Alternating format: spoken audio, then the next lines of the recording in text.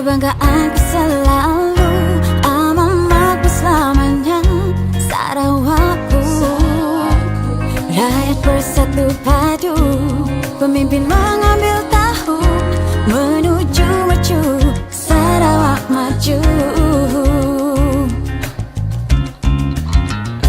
Kita anak Sarawak, sama-sama jaga Sarawak. Kita sayang Sarawak, sanggup berkorban untuk Sarawak.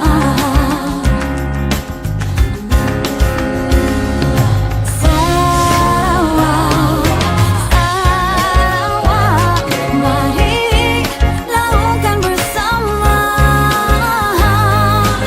Sarawak, Sarawak, membara di dalam jiwa. Inilah pertiwiku, tanah tumpah darahku. Sama-sama kita jaga Sarawak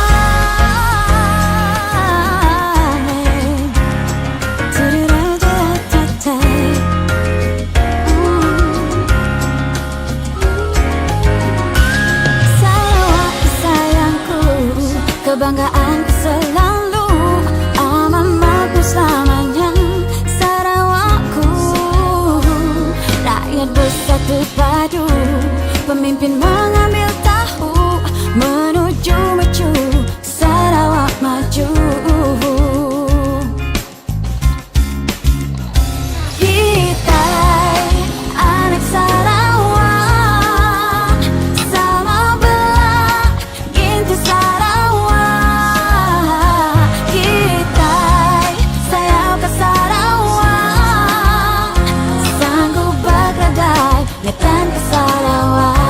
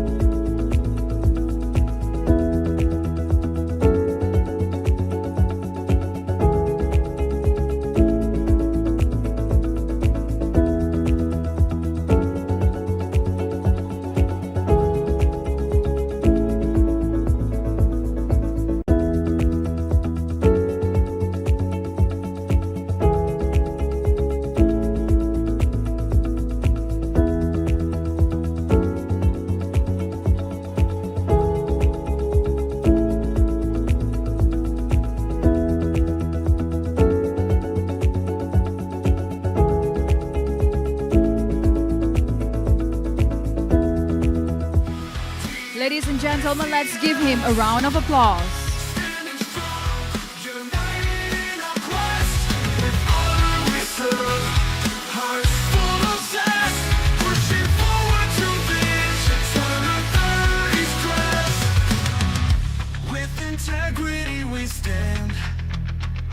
Professionalism in our land. Every step, every command. Ladies and gentlemen, I kindly request everyone to remain upstanding for the national anthem Negaraku and the state anthem Ibu Pertiwiku.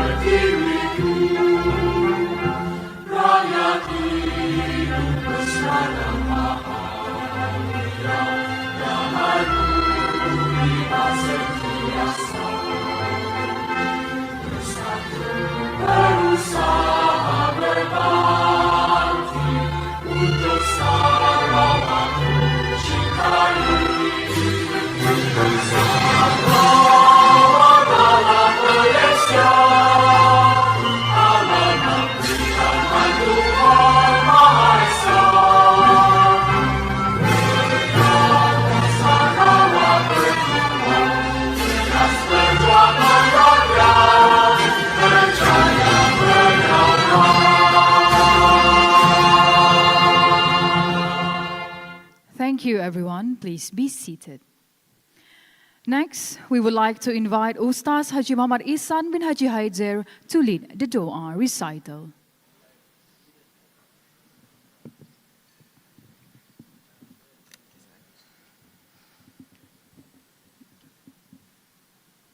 بسم الله الرحمن الرحيم الحمد لله رب العالمين حمد الشاكرين حمد الحامدين حمدا يوافي نعمه ويكافئ مزيده يا ربنا لك الحمد كما ينبغي لجلال وجهك وعظيم سلطانك اللهم صل وسلم على سيدنا محمد وعلى آله وصحبه أجمعين Allahumma ya Allah, the most gracious and the most benevolent, on this glorious morning and with the greatest of gratitude, we raise our hands seeking your blessings upon this Sarawak Government Digital Week 2024, which will be officiated by the Honourable DATUK AMAR HAJI Muhammad Abu Bakar bin Marzuki, Sarawak State Secretary. Allahumma ya Allah, ya Fattah, ya Alim, ya Allah, let this occasion be a part of our continuous efforts in doing good deeds and virtues. Please grace this occasion with your blessings and mercy. May we achieve all its noble aims and objectives. Bless all the participants and those who are here with us with tranquility and openness into the best of this cause. Render us the strength, diligence, and patience so that we can work together in building our nation towards a new height of advancement, progress, and excellence. With all the useful knowledge, valuable experience, and precious outcomes that we may gain from this occasion, please grant upon us the strength to benefit thereof, Ya Allah, for the enhancement of Sarawak civil service. Allahumma ya Allah, ya Dhal Jalali wal Ikram, please safeguard our good relationship, mutual respects, and interactive solidarity. Please fill our hearts with the earnest of sincerity and patience. Guide us to the correct path. Provide us with thou light as against darkness, and keep us away from evils, whether they are deliberate and visible or otherwise. Please keep us clear from dangers and adversities, disasters and calamities, from all sources and causes that could jeopardize us, our communities, and our state and our nation. With your all-embracing mercy and protection, Ya Allah, please bless Sarawak and Malaysia with peace, progress, and glory forever. Allahumma bika nasta'in wa alayka natawakkal wa anta rabbul arshil azim. Irhamna ya Rabbana fa innaka anta arhamur rahimin. Wa sallallahu ala sayyidina Muhammad wa ala alihi wa sahbihi wa sallam. Walhamdulillahi rabbil alamin. Thank you, Ustaz Haji Muhammad Ihsan bin Haji Haidir, for the Doa recitation. The Honourable Datuk AMAR Haji Muhammad Bakar bin Marzuki, Sarawak State Secretary, Yang Berbahagia Datuk Hee Changki, Deputy State Secretary Operation, Yang Berbahagia Datuk Baklan Bangi, Deputy State Secretary Administration, Yang Berbahagia Datuk John Wayne Anak Chamberlain Sirau, Deputy State Attorney General, Yang Berbahagia Datuk Hasmawati bin Sepawi, Deputy State Financial Secretary, Madam Grace Wong, Director of Sarawak Civil Service Digitalization Unit, distinguished guests, distinguished speakers, heads of departments, ladies and gentlemen. Assalamualaikum, salam sejahtera, salam and honor to serve, salam one team SCS. It is my pleasure to welcome you to the Sarawak Civil Service Heads of Departments session with Yang Berhormat Datuk AMAR Sarawak State Secretary, organized by the Sarawak Civil Service Digitalization Unit in conjunction with the Sarawak Digital Government Week 2024. My name is Nadia Melissa and I am your MC for this event. Today's theme, Towards 100% Online Government Services, a Vision 2030, aims for complete digitalization of government by 2030. We are honored to have the presence of up to 180 heads of departments from various ministries, departments, statutory bodies, residents and district officers, and local councils. We have esteemed speakers from the Sarawak Multimedia Authority, PwC Malaysia, Huawei Government Public Services Digitalization Business Unit, and Accenture Singapore, who will provide valuable knowledge and insights in this digital era. On behalf of SCSDU, a big thank you for your presence and participation. Let us give a big round of applause to SCSDU for the tremendous efforts in making today possible. Ladies and gentlemen, now it is my honor to invite Yang Berbahagia Datuk Hee Changki, Deputy State Secretary Operations, to deliver the welcoming speech. Please join me in welcoming Yang Berbahagia Datuk Hee Changki to the stage.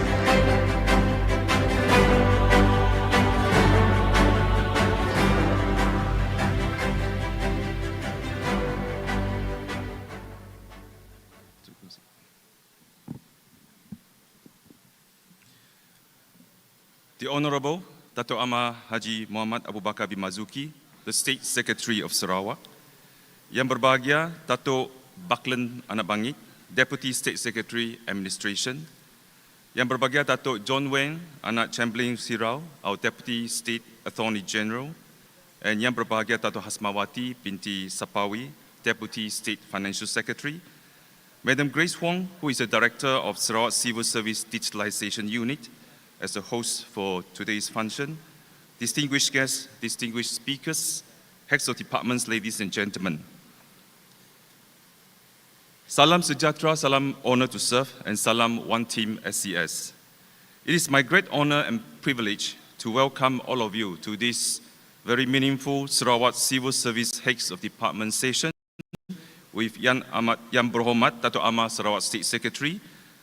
This is part of Sarawak Digital Government Week 2024 organized by SCSDU or Sarawak Civil Service Digitalization Unit. Thank you to the organizing chairman, chairperson, Madam Grace Huang, the director of SCSDU, for putting an effort to implement this very important milestone in SCS journey towards digitalization. On behalf of the organizing committee, let us all extend our deepest appreciation to our guest of honor, Yang Berhormat Datuk AMAR HAJI MOHAMAD Abu Bakar bin Marzuki, Sarawak State Secretary. Thank you, sir. Your visionary leadership continues to guide our SCS towards greater heights. We are very privileged to have 5 speakers today who will be presenting their papers.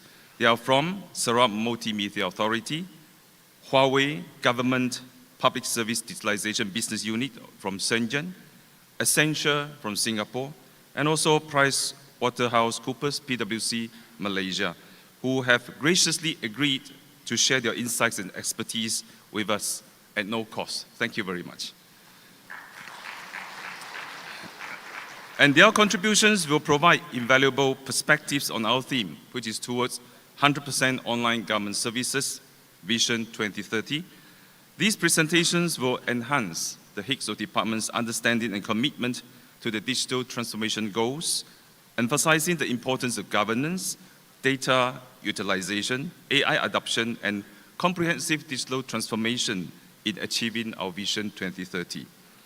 In conjunction with Sarawak Government Digital Week 2024, we have several other significant events. From 2nd August to 4th of August, there will be a Sarawak ID promotional program at Plaza Merdeka Mall, and this event will host various government agencies that have their online services listed in Service Sarawak. It is an excellent opportunity for the public to learn more about the Sarawak ID initiative and how actually it simplifies access to multiple government services online, and it is convenience at their fingertips. Additionally, today, on the same floor with this ballroom, we are conducting 3 concurrent training sessions for civil servants. 1, data cataloging, 2, AI essentials, and 3, cybersecurity fundamentals. And these sessions are designed to equip our civil servants with the necessary skills and knowledge to effectively navigate and contribute to our journey for digital transformation. Yang Berhormat Datuk AMAR, ladies and gentlemen, as we embrace this journey together, let us remember the words of the team guru, who is Patrick Lencioni, the famous author of the 5 Dysfunctions of a Team. He says, not finance, not strategy, and not technology. It is teamwork that remains the ultimate competitive advantage, both because it is so powerful and so rare. So this captures the essence of our Sarawak Civil Service One Team work mantra, One Team SCS. Unity in vision and purpose is crucial for our success. Together in a whole of government approach, as one team, SCS, we can achieve the ambitious goal of PCDS 2030, and also remember the other very important vision, which is Sarawak Digital Economy 2030, the 100% online services by 2030.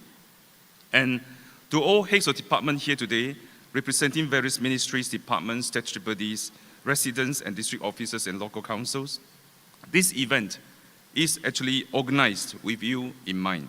And your participation signifies your commitment to the digital transformation of SCS. And we aim to emphasize the importance of digital transformation and the role each of you play in our journey. We're here to set a very clear goal for everybody, which is complete digitalization of all government services by 2030. I would like to quote our Right Honourable Tan Sri Dr. Aban Haji Johari bin Tun Aban Haji Open Sarawak Premier from the Civil Service Day on 7 September 2023. He quote, "In our journey towards excellence, the nature of our work is evolving. We are not just tasked with delivering services, but we are drivers of change and innovation, embracing technology, focusing on sustainability and ensuring the prosperity we enjoy today is sustained for future generations to come. And these are our commitments, and the Sarawak Civil Service is at the forefront of this transformation. Hence, I conclude by saying, let us embrace the opportunities that digital transformation offers and work together to transform Sarawak government into a model of digital excellence by 2030. Thank you, and I look forward to a productive day. Thank you. Thank you, Yang Berbahagia Datuk Hee Changki, for the welcoming speech.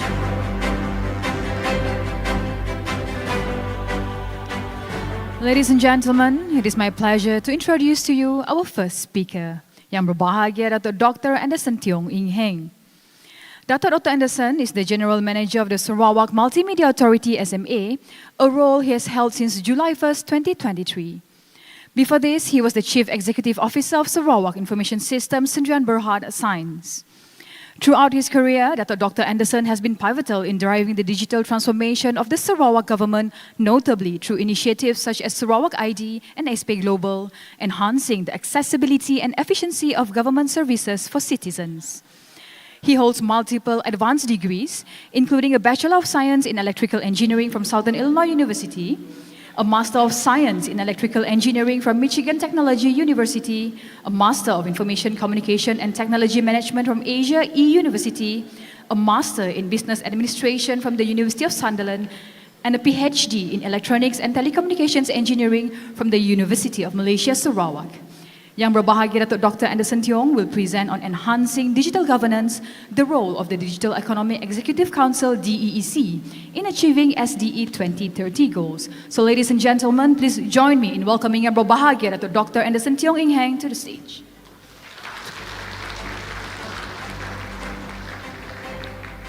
The Honourable Dato' AMAR HAJI Muhammad Abu Bakar bin MARZUKI, Sarawak State Secretary, Yang Berbahagia Dato' Hee Changki, Deputy State Secretary in Operations, Yang Berbahagia Dato' Bakalam Bangi, Deputy State Secretary, Administration, Yang Berbahagia Dato' John Wayne, Deputy State Attorney General, Yang Berbahagia Dato' Hasmawati binti Sabawi, Deputy State Financial Secretary, Madam Grace Huon, Director of Sarawak Civil Service Digitalization Unit, distinguished guests, distinguished speakers, head of departments, ladies and gentlemen, Salam Sejahtera, Salam One Team SES. I'm honored to be invited this morning to give a sharing on the role of Digital Economy Executive Council in achieving SDE, Sarawak Digital Economy 2030 Blueprint. However, before I start explaining the governance framework or structure, I feel that it is important for me to spend a few minutes to talk about SDE 2030 Blueprint itself.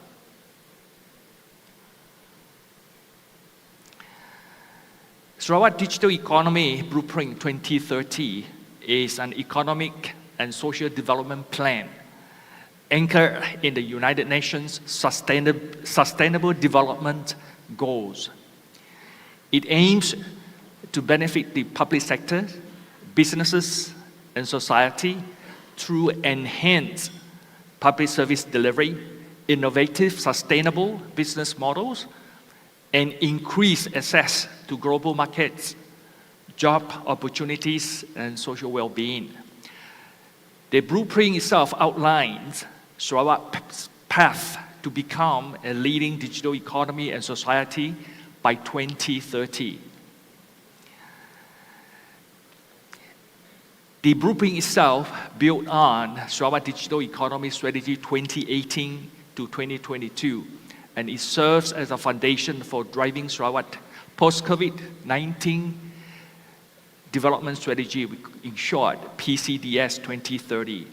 It aims to enhance efficiency and productivity across all economic sectors, fostering economic prosperity, social inclusivity, and environmental sustainability. Due to time constraint, I would not be able to go into the details of each segment. However, the blueprint is available for download on SMA portal, www.sma.gov.my.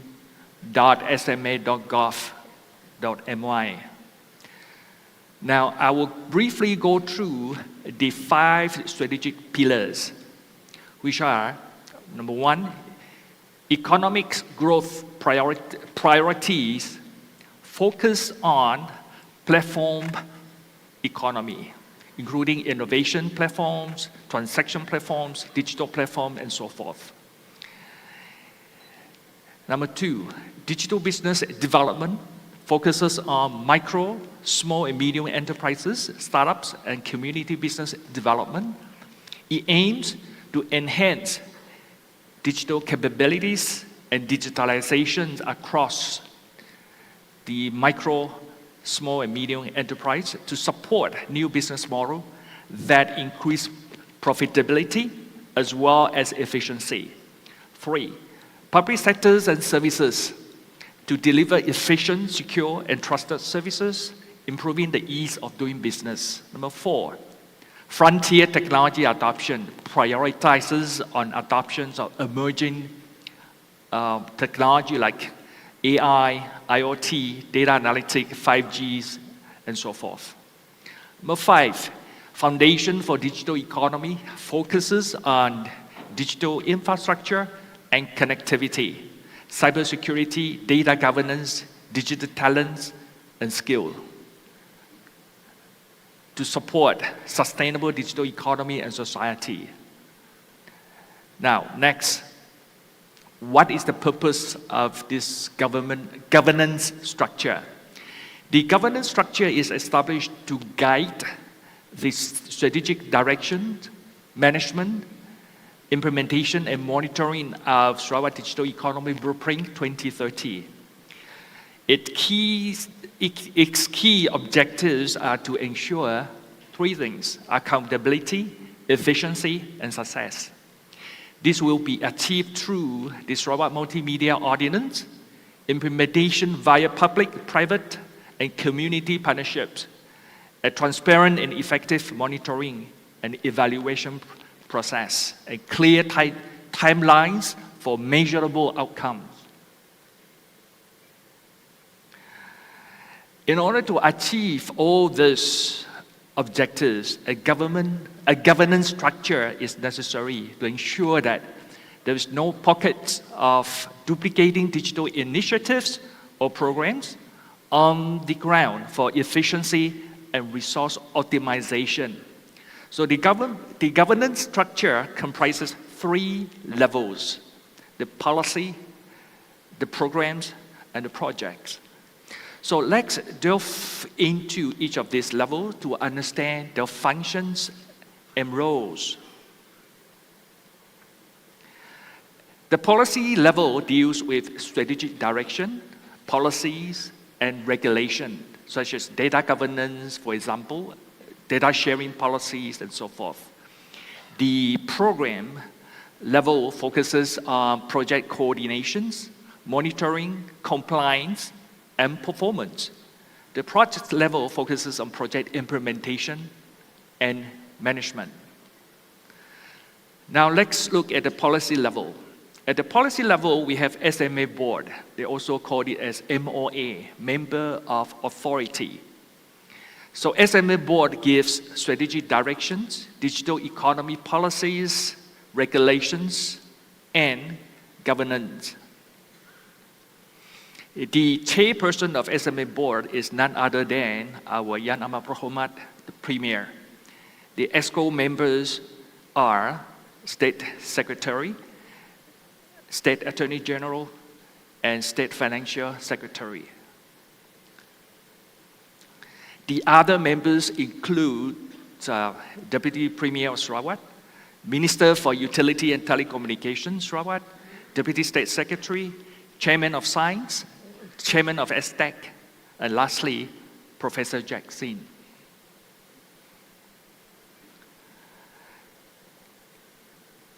Now, reporting to SMA board, there's another committee called Digital Infrastructure Committee.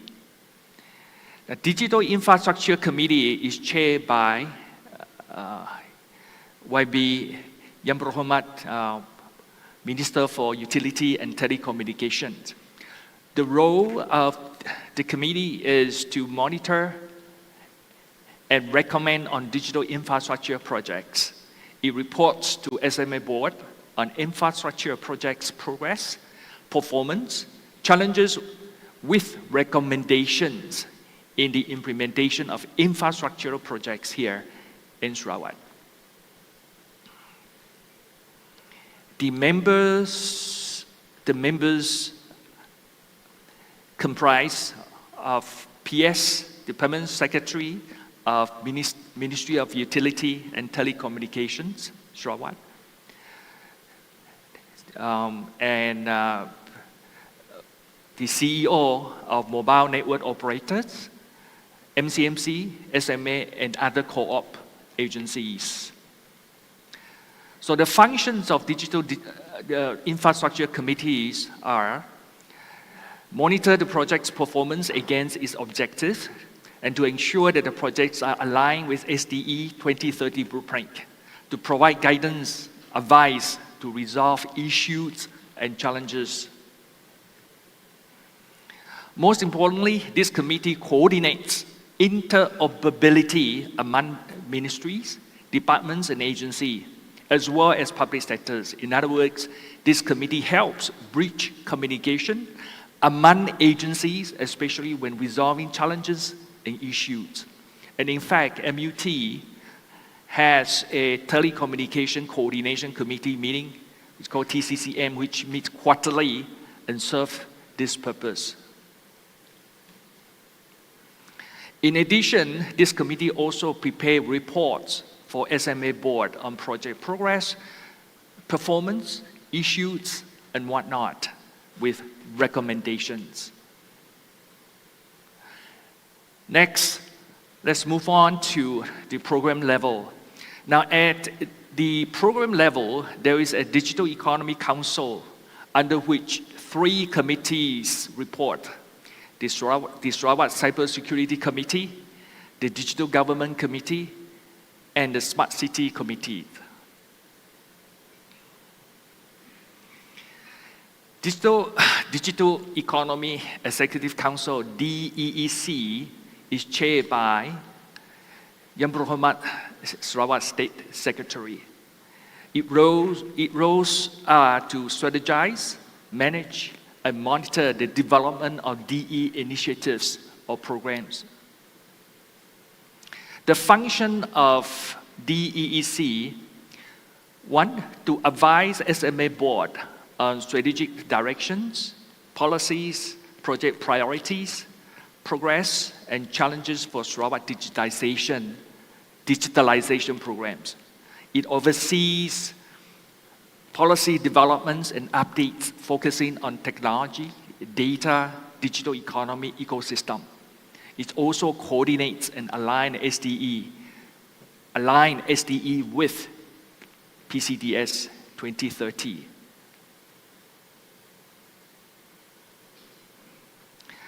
It also oversees the developments of the actions and implementation plan for SDE 2030 initiatives, oversees and advises on downstream projects, and coordinate interoperability among agencies. Right? It also oversees the development of project management framework, so the project can be transparently monitored and reported, and coordinate and oversee the monitoring and reporting on SDE 2030 initiatives. This committee is chaired by MOHAMAD, Sarawak State Secretary. Members consist of SAG, State Financial Secretary, DSS, and directors of EPU and so forth, right? Next, we look at DGC, Digital Government Committee, which most of us are already familiar with. Now, DGC, the role of DGC are to oversee, manage, and monitor digitalization of public services or public service.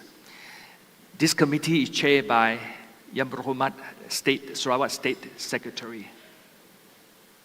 The functions of DEC, or the terms of reference, are to advise Sarawak government as SMA board on digital government programs or initiatives for government agencies, develop directions and vision for digital government in Sarawak, propose and advise SMA board on policy, strategies, technology, and standards for digital government.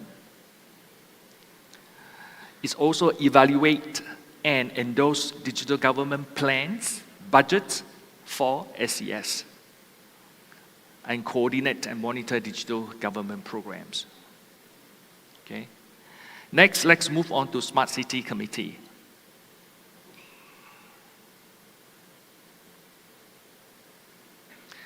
Smart City Committee is parked at EPU, and it is chaired by Director of EPU, with appointed senior officers from MPHLG, MOT, MISTI, SDSTU, and so forth. Okay. The function of Smart City Committee is to advise DEEC, which stands for Digital Economy Council Committee, on smart city direction, policies, projects, progress, and so forth. Coordinates the developments and implementation of Sarawak Smart City Plan, not just individual council master plan. Coordinate and oversee the alignment of Sarawak Smart City vision, direction with PCD, align with PCDS 2030, SDE 2030, and other blueprints. Other blueprint here refers to National Smart City Blueprint.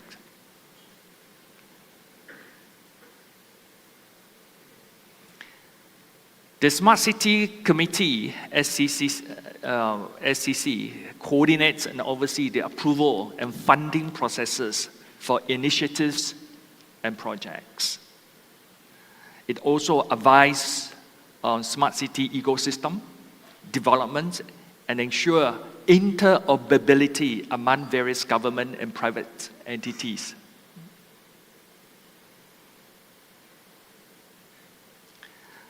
It coordinates, advises, and oversees smart cities indicators, programs, initiatives, and ranking. Reviews and advises on technology use, infrastructure suitability, processes for citizens and economic benefits, develop standards for interoperability, especially dealing with data, performance, and commissionings.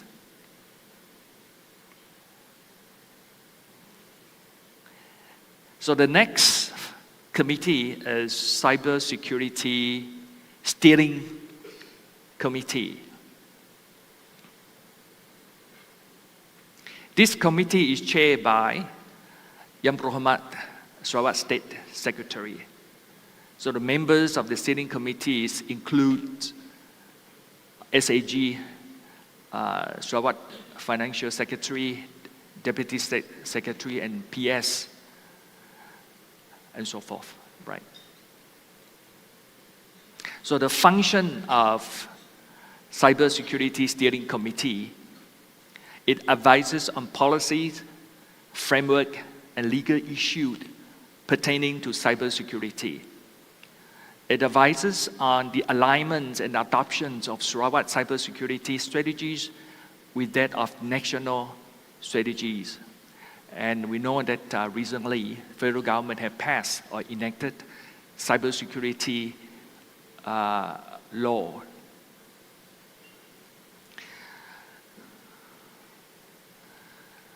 Next, it promotes public-private partnership on issues relating to cybersecurity in a coordinated manner, not in silo. It advises on cybersecurity strategies, programs, and budgets for cybersecurity initiatives. It also investigates and reports to SMA board on matters relating to security incidents or any security breach.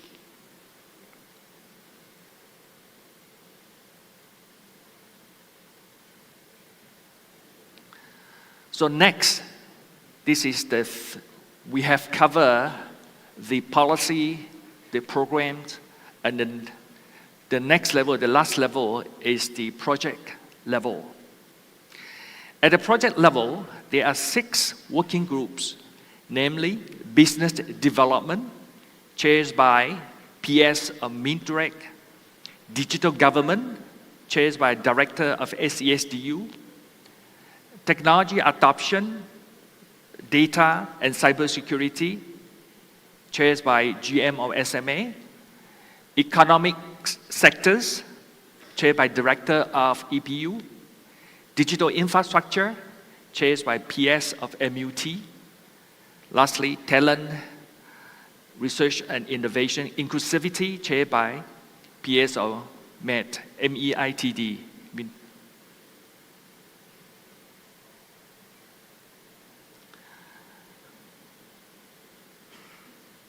Right? So, okay, let me move on to the next. The function of the working groups. One, it is to provide expert advice and recommend policies, guidelines to ensure that projects are aligned with SDE blueprint. It review and monitor project progress, report findings and progress, and made recommendation to DEEC.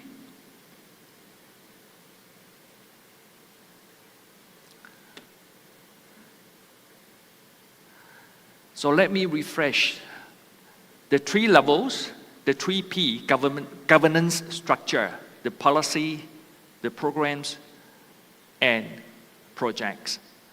Now,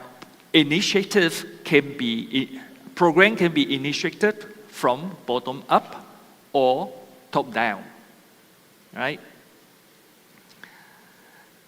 I'll give you an example here.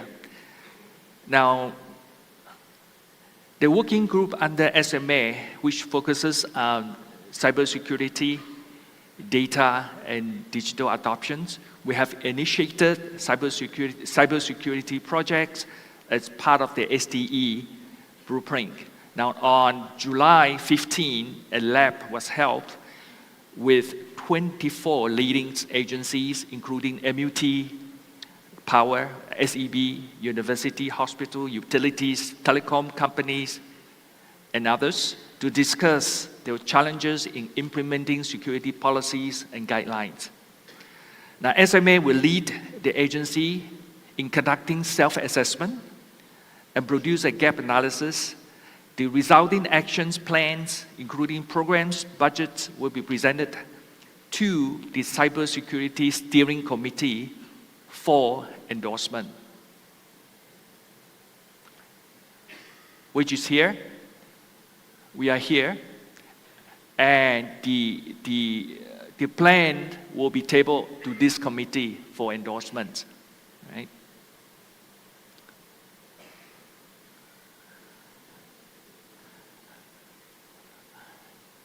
Data governance, similarly, Data governance work groups has initiated project outlines in the blueprint. A workshop involving relevant agencies will be conducted to perform gap analysis and develop action plans with budgets, which will then be submitted to Cybersecurity Steering Committee for endorsement. Now, data and cybersecurity are closely related because without data, cybersecurity is meaningless, right? So security and data should be managed together. The next one is Smart City workshops. Smart City Working Group has also begun its initiative, and a lab has been scheduled involving all the relevant agencies, especially MPHLG, local councils, MUT, and other councils. And the lab aims to collaboratively work on smart city programs. In the past, smart cities was built. Smart city was initiated individually. So we have pockets or islands of smart city programs. Now, this smart city committee, group committee, is to consolidate, is to adopt a top-down approach. This lab aims to collaboratively work on smart city programs to ensure that they align with SDE blueprint and also to meet the national smart city indicators. So the resulting project proposal will be tabled to DEEC for endorsement, right? Right, so with that, I conclude my, my sharing this morning on the governance structure. So I don't know whether allow questions or, right, okay, thank you.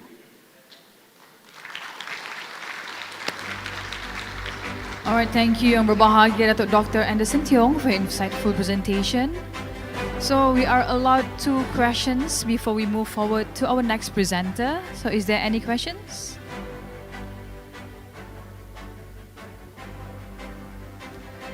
All right, ladies and gentlemen, it is my pleasure to introduce our next speaker, Mr. Desmond Wong.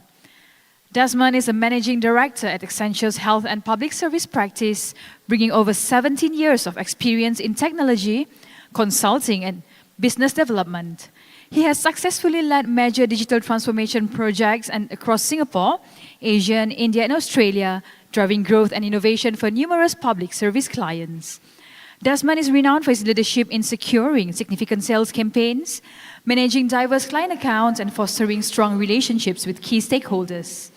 His expertise span cloud solutions, AI integration, and digital strategy, making him a pivotal figure in advancing digital governance and public service efficiency.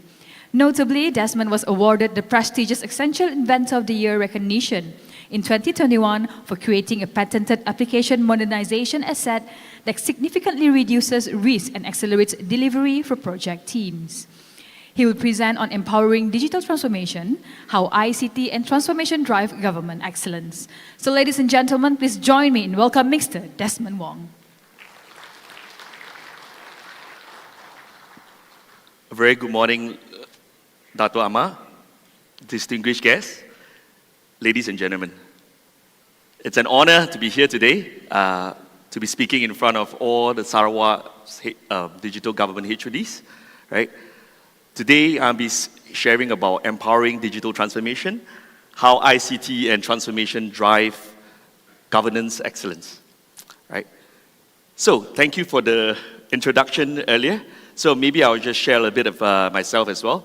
So I'm actually the Health and Public Service lead, growth and strategy across Southeast Asia, right? I've been working for governments in Singapore, in India, in Malaysia, as well as in Australia. So that's my full-time job. My secondary role is I'm also an adjunct professor, right? I teach in the Singapore Management University as a solution architect, right? So I can do both a bit of theory stuff, and I will then go into more case study.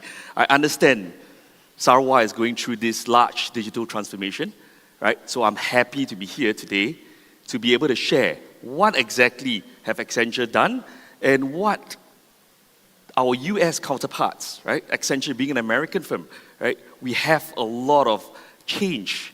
There's ongoing, there's a lot of initiatives, right? The state-of-the-art performance frontier. So I'll be sharing some of these. So bear with me before I go to the case study. As a professor, I can't run away from sharing some theoretical stuff about why there is a need for change, right? Before we get into the use case, right?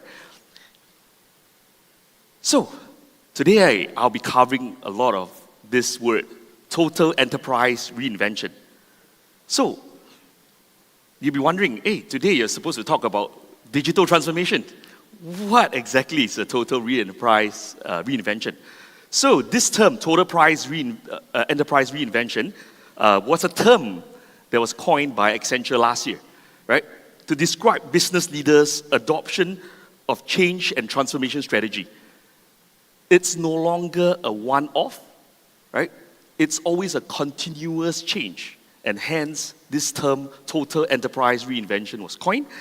And this enterprise reinvention is actually centered around our new performance frontier, which I will share a little bit more in detail later. And this is centered around a strong digital core, right? In order to do transformation, in order to do a total enterprise reinvention, the entire strong digital core is a need, and this strong digital core will then help you drive growth and optimize operations. Right, so why is there a sudden need?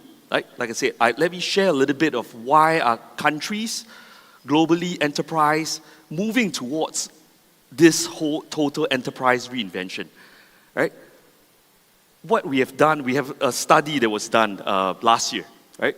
The Global Disruption Index, right? It's the composite, I would say, in the last, from 2017 to 2022, you could see the level of disruption have increased significantly at 200% compared to back in 2011 to 2016, when the growth was only a mere 4%. I'm sure all of us could feel it, all of us could see it, and this is, of course, without, changes that what we see in the market, right? Rapid technology development, right? Just 2015, you'll be hearing blockchain, cryptocurrency. Couple of years ago, right, during the pandemic, you hear a lot of metaverse, right? Are we getting to the metaverse? Right? And last year, what happened in 2022? Suddenly, ChatGPT came about. What's next, right? Every year, in fact, we will always hear new trends that's coming out to the market, right? So the technology changes has been really rapid in the last couple of years. And more importantly, there's also climate change to deal with. Right? We have global warming, we have flooding, we have all sorts of different adversity that is caused by climate change, right? And impending recession. There are some parts of the world that are facing recession, right? Possibly. And there is also that lasting impact of COVID-19. It's already been since 2020, where COVID first started, to now, right? A lot of us have probably forgotten. Right? But the lasting effects of COVID is still present. You will say, hey, are you sure it happens in a digital world? The reality is yes, because there are a lot of government agencies in the last couple of years during COVID. They were rushing to push all their services online because nobody could come out. But as a result, there are now a lot of services that are sitting online, but are they secure? Right? Are they able to meet the needs of the citizens, right? The governments were rushing to push applications online back then, right? But with these waves of disruption, you can see the citizen, the public, they're all looking at the public service to deliver something that can meet their needs, right? To gain their trust. And now I will move into why is there, as I mentioned, the need for this change. you could see clearly these are the 5 forces that are driving things that are changing fast, like I mentioned earlier in those the tidal waves, right? But public sector organizations must adapt to these 5 forces, right? Continuous evolving of a global crisis, right? Be it economical, political, you see all sorts of different crises that are even present today, right? And what about the stimulus? During COVID, all the governments were pushing stimulus out. But now, with the stimulus gone, what is happening? Are government able to collect more taxes? Are they going to cut spending? We start to see government cut certain spending, and try to increase tax to fund what they have given out during the COVID years, right? But at the same time, the governments still need to plan for growth, right? Climate change. There are still impending issues that they need to address, right? And the other one is balancing expectations and budget. Today, everyone is just TikTok, Instagram. But can government services become like a TikTok or Instagram? The reality is probably not, right? So, where do we balance, creating simple services versus going to the extreme mile of becoming like a TikTok or Instagram, right? And also not forgetting rapid changes that's threatening the uncertain environment. Like I said, there were a lot of security, a lot of government agencies pushing applications online really fast. But are they secure? Right? You have seen what happened in Indonesia in the last couple of months back, where the entire customs was brought to a halt. Right? So security became an utmost importance in all government agencies today. Right? And going down next, it's how does the public sector hire? Right? There is a war of talent today. Right? Studies have shown that people are, looking to be taken care of. People want to work from home. Right? But if the government is not allowing work from home, are the talents going to join the government? Right? So that's something I think, something to think about. And the pace of change in modern technology, like I said, is getting faster and faster. Okay? So these 5 forces mean public sector had to answer very tough questions, right? From delivering a complex mission in a dynamic environment to how can I create new services, right? Despite the budget cut, right? Like it or not, the first thing in a lot of government minds today, we still want to digitize, but at the same time, can you do it with a lower budget? Right? We hear that not just in Singapore, we hear that in Malaysia, Indonesia as well, or even Thailand. Right? How do we meet the evolving needs of citizens? Everyone is on a mobile app today. Everyone wants fast service. Everything wants to be simplified. How do I then also make sure my organization mindset change? Right? From a very silo mindset, like what Dato' Anderson mentioned. There is no more silo. We consolidate into one. As a government agency, a state, Sarawak state, is big enough, right? And it's also a sizable state to be able to collapse and consolidate and harmonize certain processes. Yeah? And how do I build my workforce for the future? A lot of our workforce are probably not ready for digital transformation, right? So what do we need to think about? Change management, right? Upskilling. How do we work with partners, Accenture, PwC, Huawei? How do we build the capabilities of your staff to be able to handle this digital transformation that's coming? Because it's not just about technology. Yes, the technology is important, but the change, the digital culture is even more important. And later I will share a couple of use cases around that, right? And how do we address the technical debt? Right? Technical debt, it's what we have built up as well during the COVID years, right? How do we then now minimize some of this technical debt? Okay, so the enterprise reinvention. Reinvention is a strategy, right? It's no longer what we call an execution lever, right?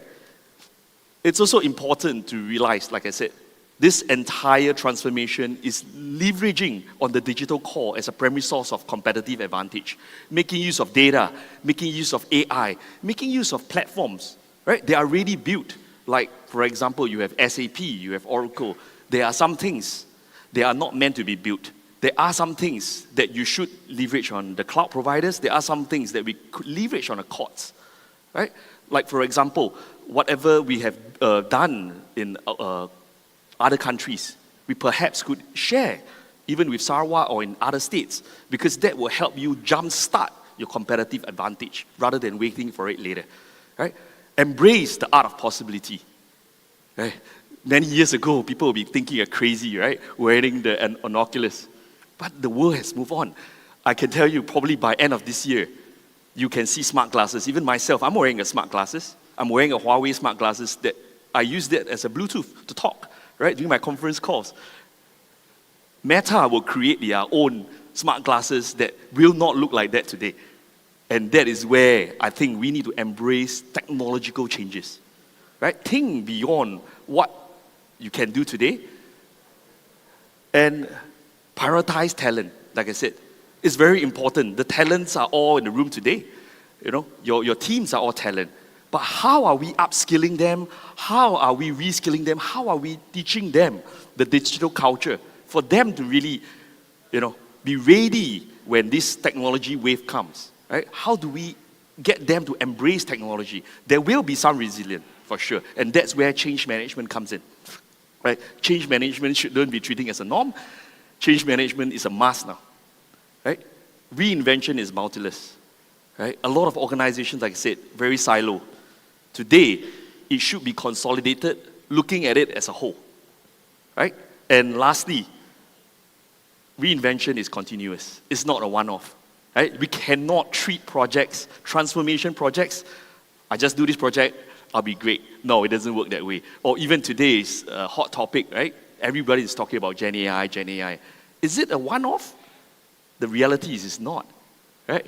It's not a one-off transformation, and hence we have this concept or a new performance frontier called total enterprise reinvention, where change is always constant, transformation is always very constant.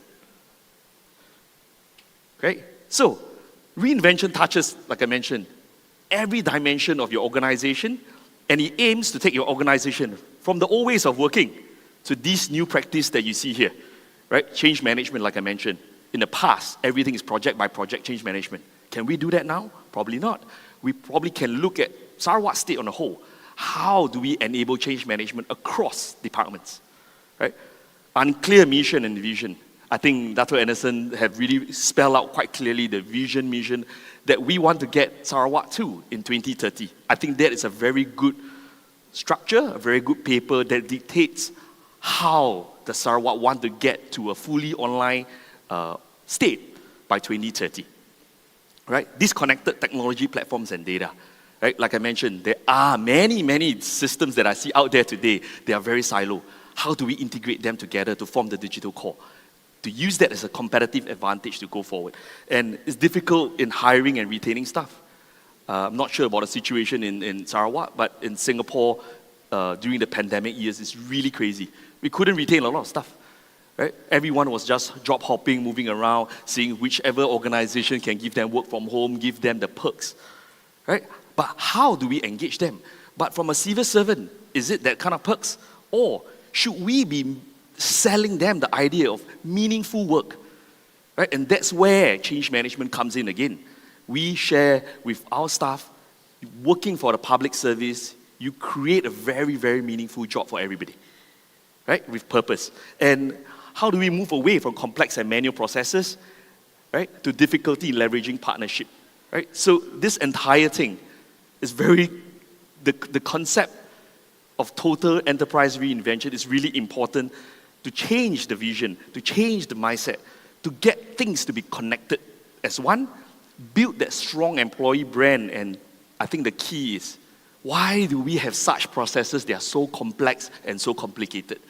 How do we simplify these technology processes, right? And collaborate. It's not a one partner, right? It's a partner of ecosystems between the private-public partnership. I think that is a very important thing to work on in order to attain total enterprise reinvention. right? So now I will share a bit of what it means on this performance frontier before I jump into use cases. I hope everyone is eagerly waiting for the use cases rather than the theory.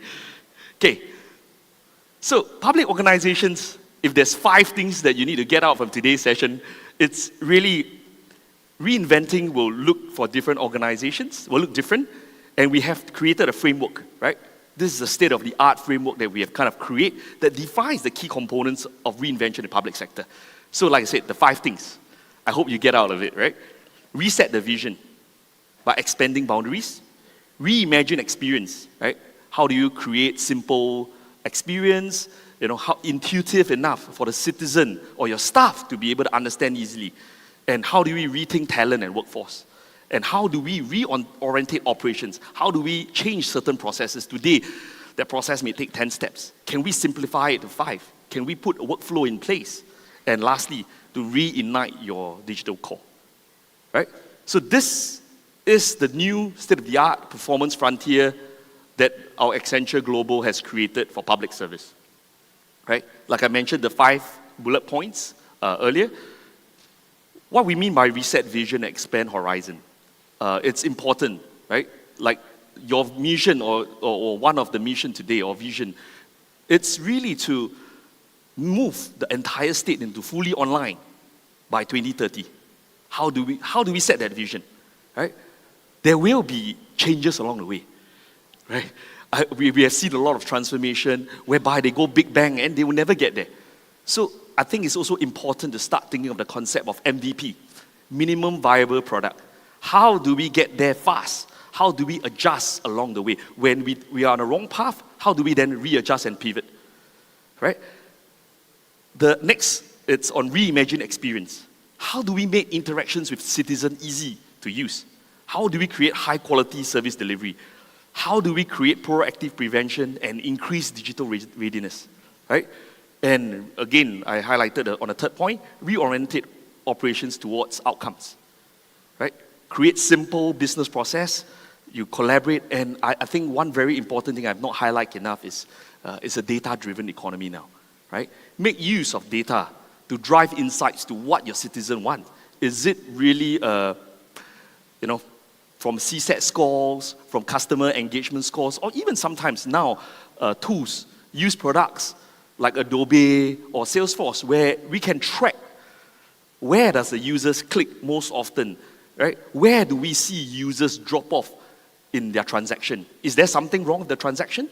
Make use of these data, to get to a better outcome, to create a more simple and easy to use interaction with the citizens, right? And I think I can't emphasize enough on the workforce. How are we going to reorganize ourselves, right, in order to get to transformation, right? And lastly, underlying this entire thing is the digital core. And I'm honored to be able to share this because this digital core, chapter 1, we call it, was just released from Global last week, right? So Accenture defines the digital core as a critical technology capability, like I said, to create and empower reinvention. And the digital core varies across industries and companies, and it enables organizations to look at things and think about new ways of working. So the 3 digital cores that interact with one another, right? Namely a digital platform, data and AI backbone, and the digital foundation, whereby most organizations today or most of the countries are looking at cloud first, right? Adopting cloud is no longer, I think about it, is probably a must-do today, right? What do we mean by continuum control plane? So it will not be a one cloud vendor anymore. We're going to have multiple cloud vendors coming in. How do we then put a structure on it, right, to control costs and also drive efficiency across the various cloud, right? So when your staff would like a VM or you like a container, how do they self-service to get to that VM? In the past, you'll probably ask your IT staff to do it. Today, there will be a self-help portal in the continuum control plane.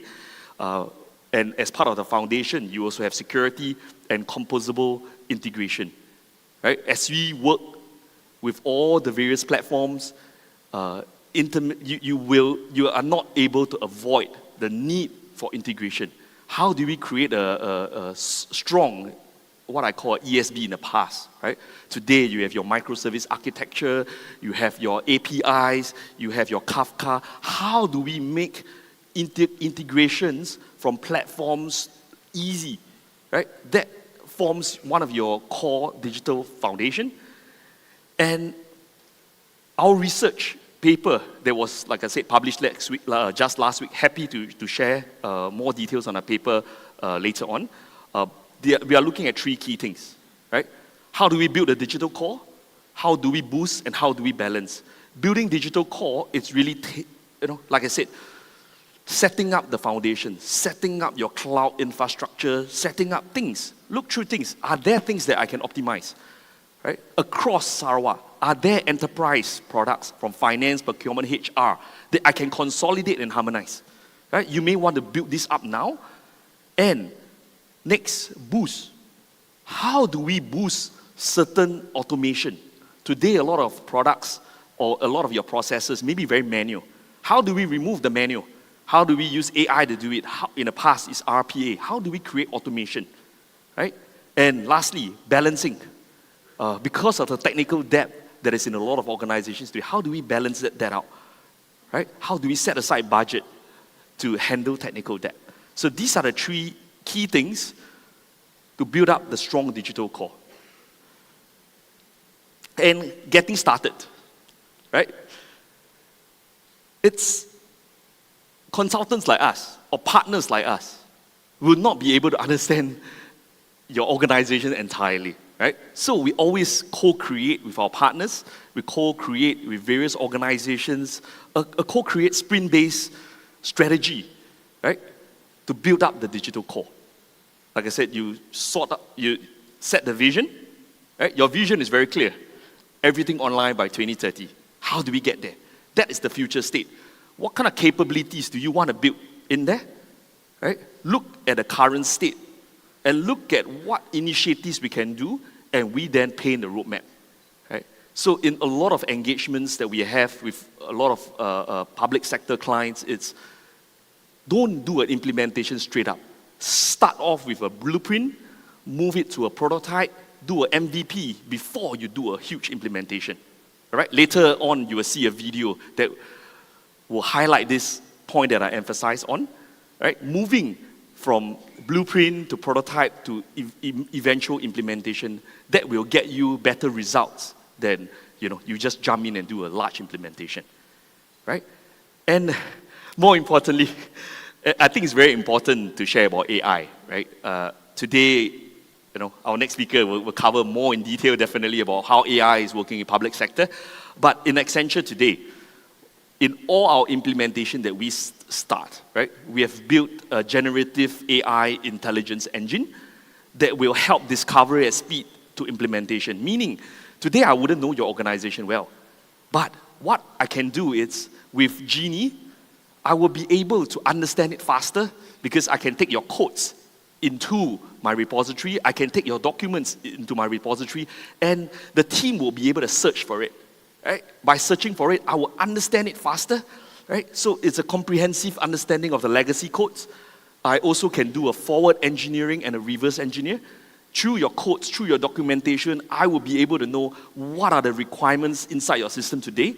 And once I know the requirement, I could then make amendments to it and do a forward engineer to a new technology stack that you have built as part of your digital core. Right? And I think what is also important is Gen AI, this Genie that we have built, it's also assists in unit testing. I think testing is always very important, right? People always forget the need to test quality products, right? If you see what happened last week on CloudStrike, clearly someone didn't do the testing right. So it's all the more important now to do the right testing, to build in capabilities to test. And lastly, you have policy changes all the time. How do we make use of products like that we have built, or Gen AI, to be able to scan through what are the changes that are needed on your platform when there is a policy change? If I make a policy change, like for example, my tax now has gone up, where do I change in my code? What kind of use case do I need to test? Right? With that, let me move to the more interesting part. Right? I have 20 minutes on use cases. Right? So before I go into the use case, I would like to show a video, like I mentioned, on one of the agencies that we have worked with, moving them from prototype, blueprint, all the way to implementation.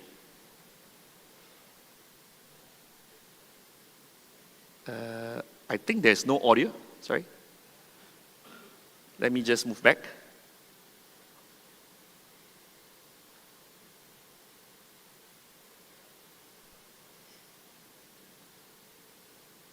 Is there audio somewhere? Sorry.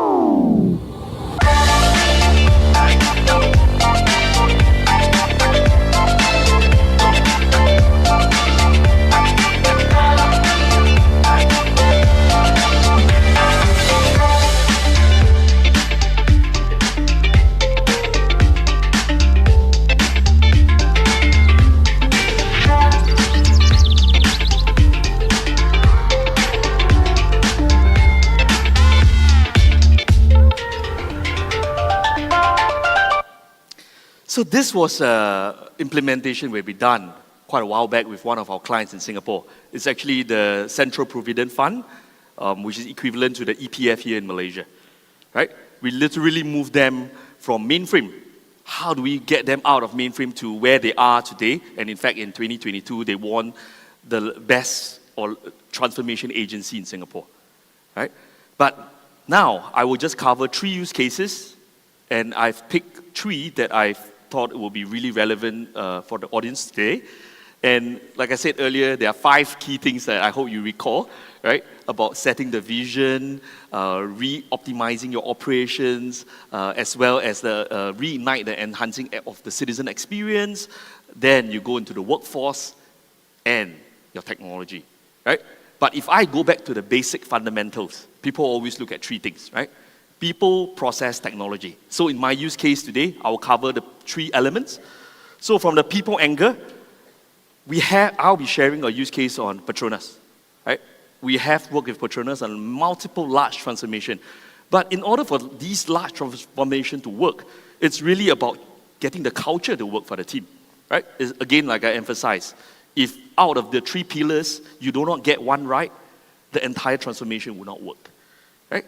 By changing the digital culture for Petronas, we have got them to a drive of 85% increase in adoption rate across 1,000 of their applications.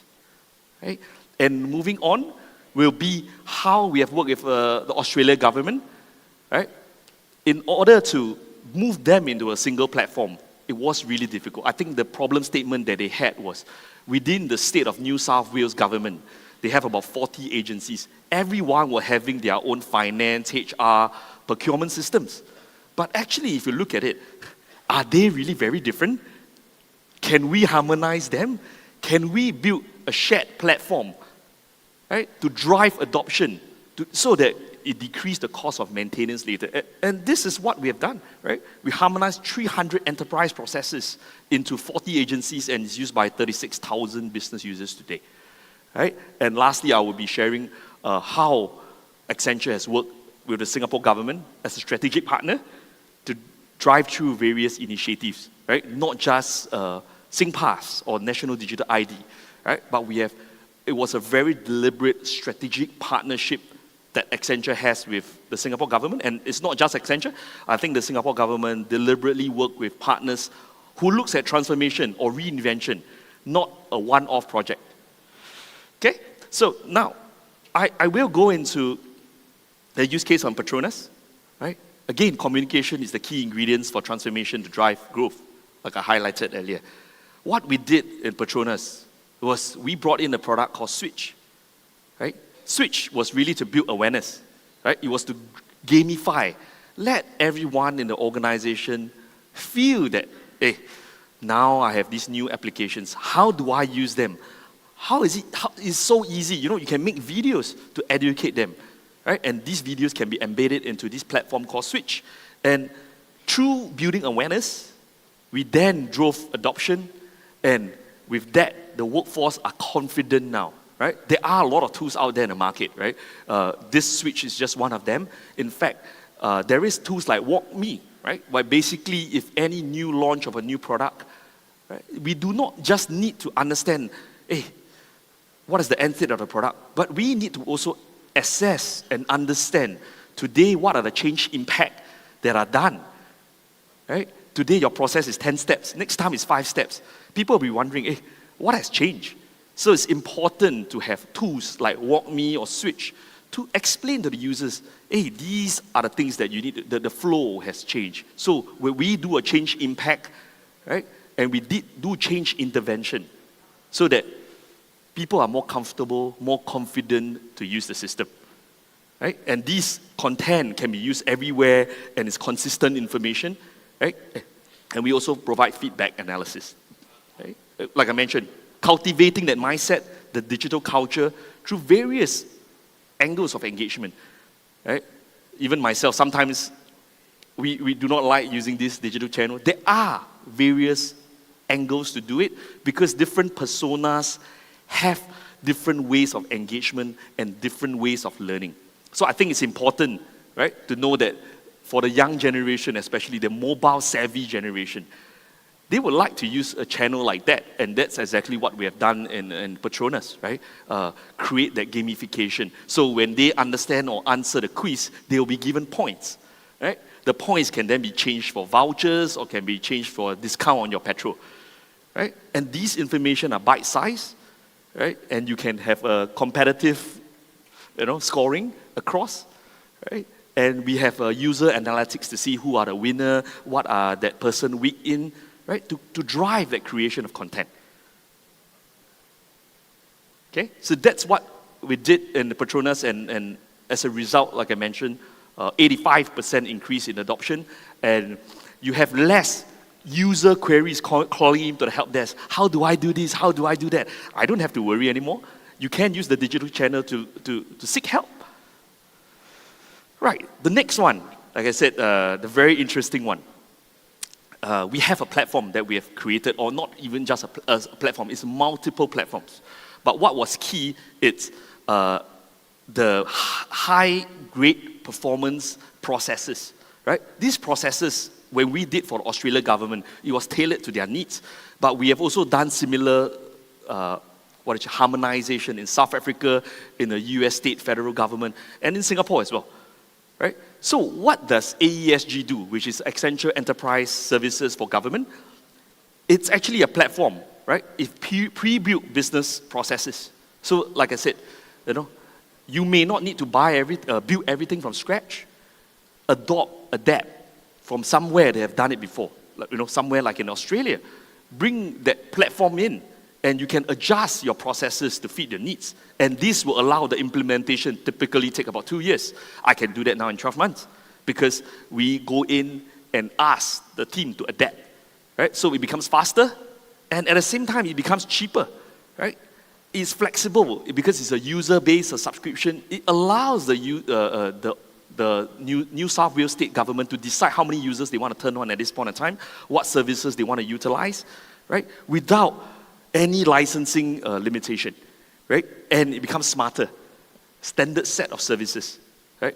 I believe today in all the Sarawak state, most of the department, there will be some common layers, right? That common layers could be built, but at the same time, every department will have their uniqueness. So the platform that we have created, right, that we helped the Australian government do, was we are able to let them customize some parts of the department, like for example, workflow differences. Some department would say, hey, I have 3 workflows, I have 3 levels of approval. Some department would say, I have 5 levels of approval. So such small changes could be done on a platform, right? And that's exactly how we delivered for the Australian government that results in faster, cheaper, and smarter way of implementation. Right? So this is something it's like emphasized, not just done in Australia. We've done that in the federal state in the US, and we've done that in South Africa, and we have done that in Singapore as well. Right? Moving all the agencies into a shared platform, right, that allows for harmonization of processes in order to lower down maintenance costs. Right. Let me move to something I think is probably closer to my heart, but I hope to be able to share this story as well of how we have done that growth and transformation of the Singapore economy while working with the Singapore government. Of course, it's always fully transparent. There is no, the deals are all very open. But like I said, the Singapore government deliberately choose to work with a couple of strategic partners and not just go for one-hit wonders that do a project and move off. Because you will not be able to get the result you want of total enterprise transformation, right? We help them to digitize some urban system, we accelerate the innovation, and we reinvent certain lifestyle. So the example that I can share is, in fact, probably some of you may know, some of you may not know, we have worked with agency like National Environment Agency. In fact, we do the gas emission tracking, right? The data tracking for the last 10 years now, right? So these are systems that, in fact, we are now evolving into using IoT to do tracking, but at the moment it's still, to adhere to certain policies that UN has set, right, for carbon submission. And the other thing that we have done is, more innovatively and more recently, is parking, right? So for the Housing Development Board in Singapore, we have built up smart parking. In the past, everything was a barrier, right? How do we make use of IoT devices to drive the adoption of parking, right? So the parking now is easy, right? I just need to drive in and drive out. Everything is deducted from your app, right? We have done that for 8 car parks now. We're going to roll it out to all the car parks in Singapore that is owned by Housing Development Board, right? And this slide is overwhelming, but I just want to share, like I said, the very unique partnership that we have done with the Singapore government from 2003 all the way to now, right? We have done the tax system, right? Today in Singapore, the mandate of the government or the tax agencies, you don't come and look for me. You don't even have to submit your tax. Your tax will be auto-submitted for you by your employee. How do we get there, right? And other than that, we also have we built a system for the enforcement agencies, like the police force, like the safety, the smart city, and I think one very important one I want to highlight is the National Health Records in Singapore. It's also in the collaboration with the Singapore government that we have built in 2011 of one patient, one record, so that when a patient go to every doctor, they get consistent results, consistent testing, right? And I mentioned we did Central Provident Fund, mainframe modernization in 2016, but in 2020, we also created their e-services. We transformed their e-services. We simplify their content from a very, FAQ-based website today. It becomes a very intuitive site that you can see and you can read, right? That users can understand. You can ask questions. It's no longer I put it on your face, right? It becomes something that becomes very conversational, right? And that's, I think, what we have done to kind of simplify the experience for citizens, right? And we have also done a lot of large financial transformation, and also the whole of government consolidation, like I mentioned. And in fact, the national service records are also implemented by Accenture in partnership with the Singapore government, right? And one of our marquee projects that I want to highlight, as a case study, it's what we call the SingPass, right? This is the Singapore SingPass National Identity Roadmap. It is very similar to your Sarawak ID today, right? But where Accenture first incepted this was the government has been building it themselves for a long time, SingPass, since I think the early 2000s. We came in 2015, where there was a need to make it 2FA because there was some fraud data leak that happened in 2014. And as a result, they say, hey, we need to improve it. We need to make it 2FA. And back in 2015, we did that the two-token factor authentication.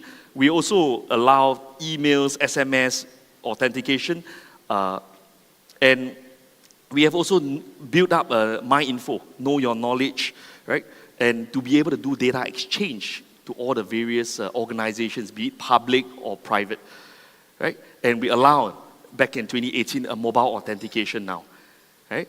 And as a result now, back in 2020, I'm actually proud that we can no longer need to carry any digital cards around, right? All my identity is all in my card, right? My driving license, my IC is all in there. Until I was so complacent, right? When I went to Australia to rent a car, I literally forget to bring my driving license. I thought they could authenticate my SingPass and I can rent a car, right?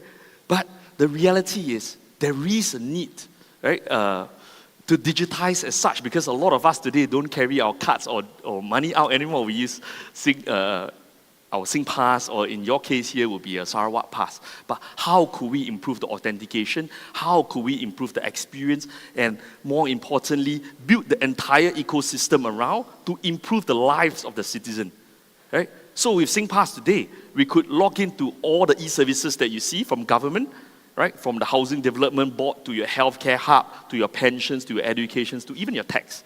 Right? But that's just government. It's a given that you have to integrate to the government. But what we have done beyond that, with partnership again, was to be able to integrate to the private organizations. Because SingPass, or Sarawak Pass equivalent, will be able to be the trusted source of identity. And private organizations don't have to build their own authentication mechanism. They could save costs and connect directly. Right? But how do we do that marketing? How do we do that campaign to encourage organizations to leverage on what we have? Yeah? Okay, with that, I would want to just end off with some partnerships, right? Where Accenture can help from a strategic, from a digital core, modern practices, and talent angle. Yeah? With our 360 value, with our digital core, and the new ways of working and innovating with our next-gen talent, right? So with that, I will end you off with a video here. Yeah.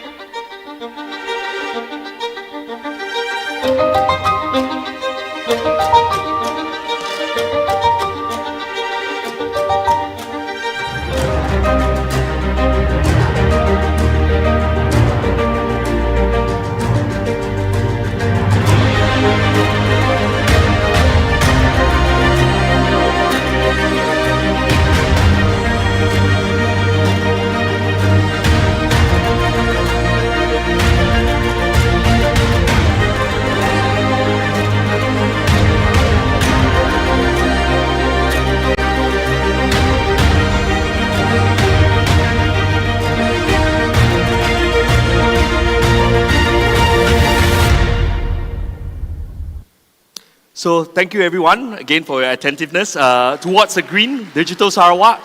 Right? I'm happy to, I think we have some time to take any questions if anyone have any.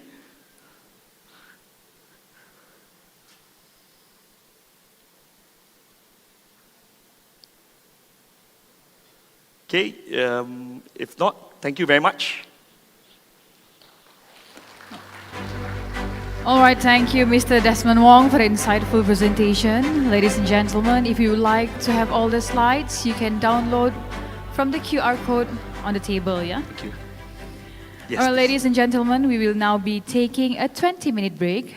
With this, I would like to invite the Honourable Datuk AMAR HAJI BAKAR bin MARZUKI and all distinguished guests to have the tea break at Tubau.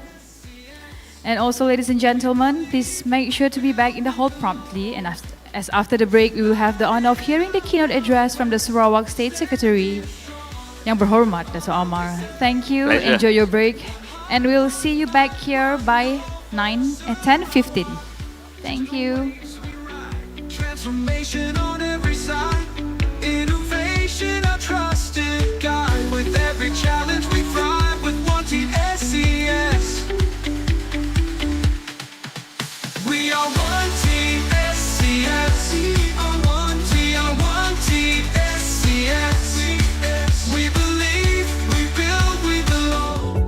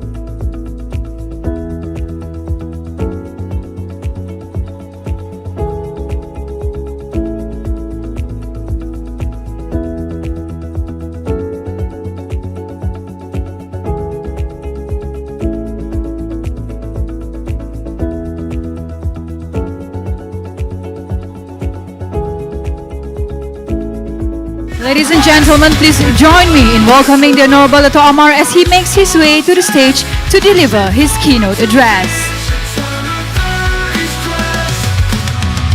With integrity we stand, professionalism in our land.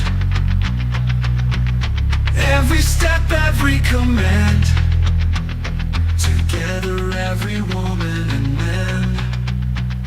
We are one team, SES, standing strong, united. The Honourable Datuk AMAR, the floor is yours.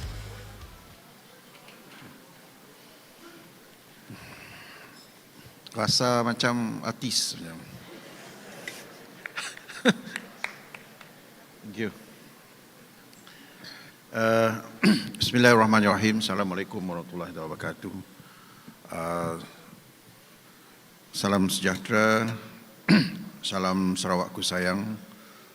Salam Sarawak maju makmur. Salam satu pasukan SES. To all my colleague,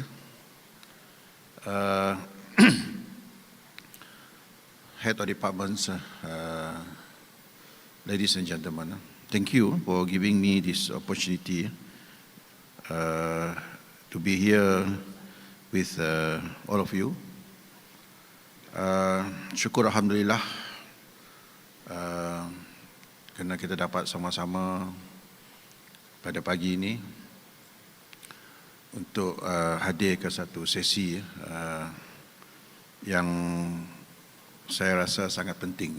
It's very important for us. Terutama sekali apabila kita bercakap tentang digitalization. Ini merupakan satu majlis yang sangat penting. Majlis khas yang saya minta unit pendigitalan Perkhidmatan Awam Sarawak, SES Digital Unit, untuk menganjurkannya pada tahun ini sebagai platform untuk kita sama-sama berbincang dan menyelami dan seterusnya memahami dengan lebih dalam mengenai peranan kita sebagai anggota Perkhidmatan Awam dalam usaha kita untuk merealisasikan wawasan kepimpinan kita untuk menjadikan Sarawak sebuah wilayah yang maju dalam aspek pendigitalan. I'm happy to see today that there are a lot of HOD together with us. It shows that very high commitment among everyone. Dan saya percaya kehadiran semua pada hari ini merupakan satu komitmen daripada semua untuk melihat our SES menuju ke arah pendigitalan 100% menjelang tahun 2030. I was given to understand that I'm supposed to give a keynote address, but I don't think it's a keynote address. I just would like to have a casual session with everyone. To me, the most important thing is I can only provide you with a leadership. But when we talk about what we will do on the ground, be it at the ministerial level, be at the departmental levels, divisional level or district level, it's your duties and it's your role. And I trust everyone can contribute to the achievement of the vision by our state leadership under the Right Honourable Premier of Sarawak and his cabinet teams. I remember in 2022, I proposed to the cabinet to separate our unit transformasi dan pemodenan perkhidmatan awam. If you all still remember, many years ago, we do have state unit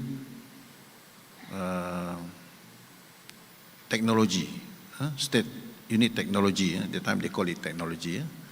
And then we decided to combine it, and we put it under one unit. We call it Unit Pemodenan dan Transformasi.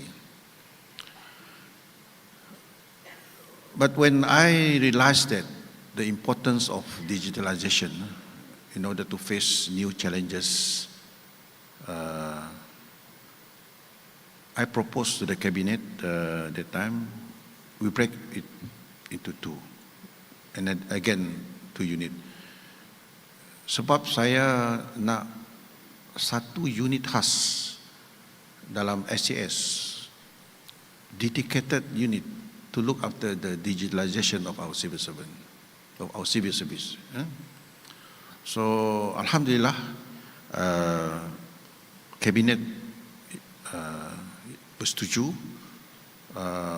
kita menubuhkan satu unit, what we call now as SCL's digital unit under Jabatan Premier, to look after the digitalization of our state civil service. Alhamdulillah, I can thanks, congratulations to everyone, to the teams. We are able to move faster. As I always mention to all of you, that our Premier are running at gear 5. We can't afford to run at the gear 2. We must run as fast as Premier. When Premier talk about new things, AI, generative AI and so on, we can't afford to be left behind.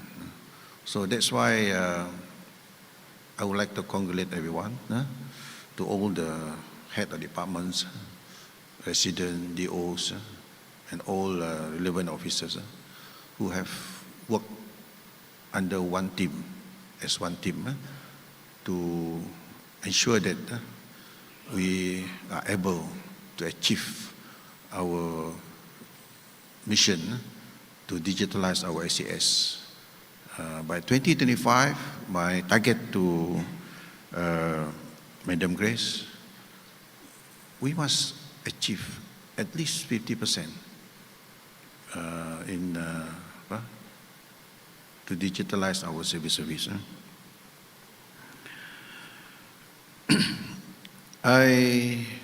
During the tea break or coffee break, whatever we call it, I told my table mate, I wonder what will happen in the next 10 years. Maybe some of us dah pencen, dah duduk di rumah, berkebun, pergi memancing dan sebagainya. But what will happen to our young officers?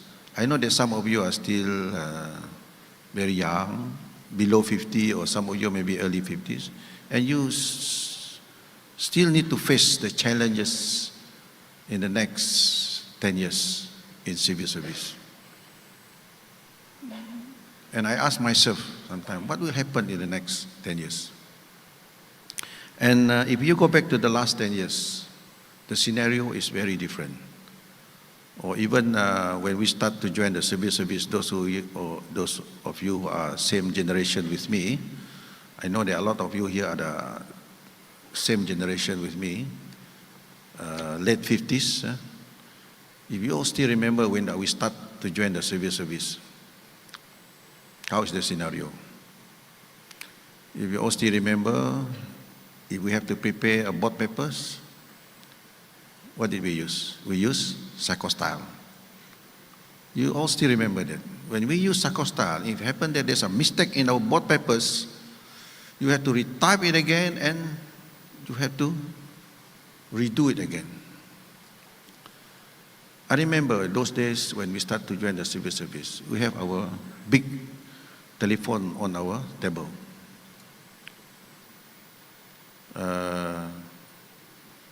We are given, as what YB Premier said, we are given a typewriter. Our secretary already have a typewriter. Every time you pass by the office of our secretary, you can hear the voice, tack, tack, tack, tack, tack, tack, tack. Huh? But it doesn't happen now. As time goes by, we can see the change, all the changes. But I start to ask myself, what will happen in the next 10 years? The technology are getting faster and faster. So that's why we need to be ready. As a civil servant, we need to be ready. And during the last Hari Perkhidmatan Awam, I said the civil servant must be always relevant. We can't afford to be not relevant anymore. Huh? Saya tak mahu ketinggalan. Kita sebagai perkhidmatan awam, kita tak boleh ketinggalan. Huh? Kalau orang pakai WhatsApp, kita mesti pakai WhatsApp. Saya tak tahu how many head of department, how many resident, how many DO tak pandai pakai WhatsApp. I know some of them still send message to me pakai, you know, what do you call it? The SMS. Still send the information to me via SMS. Still don't know how to use Zoom. Still IT illiterate. Bukan, I cannot just say semua, tapi ada yang masih lagi ketinggalan. Malah, I admit that even myself, there are some applications that I'm not very well off. TikTok, Instagram. How many of you have Facebook? How many of you have Instagram? How many of you have TikTok? I don't have TikTok. I don't have IG. It shows that saya ketinggalan. I only have Facebook, but I never use my Facebook. I just use my Facebook to monitor what some of you, those who have the Facebook, what are you doing? If you see my Facebook, I never post anything inside my Facebook, except my official Facebook. But for my personal Facebook, normally my wife or my children will post it, but they are not very active. But I know some of you are very active in Facebook. I know some of you are very active in IG, Instagram, and even TikTok. So we have to ask ourselves, are we ready to face the challenges in the next 10 years?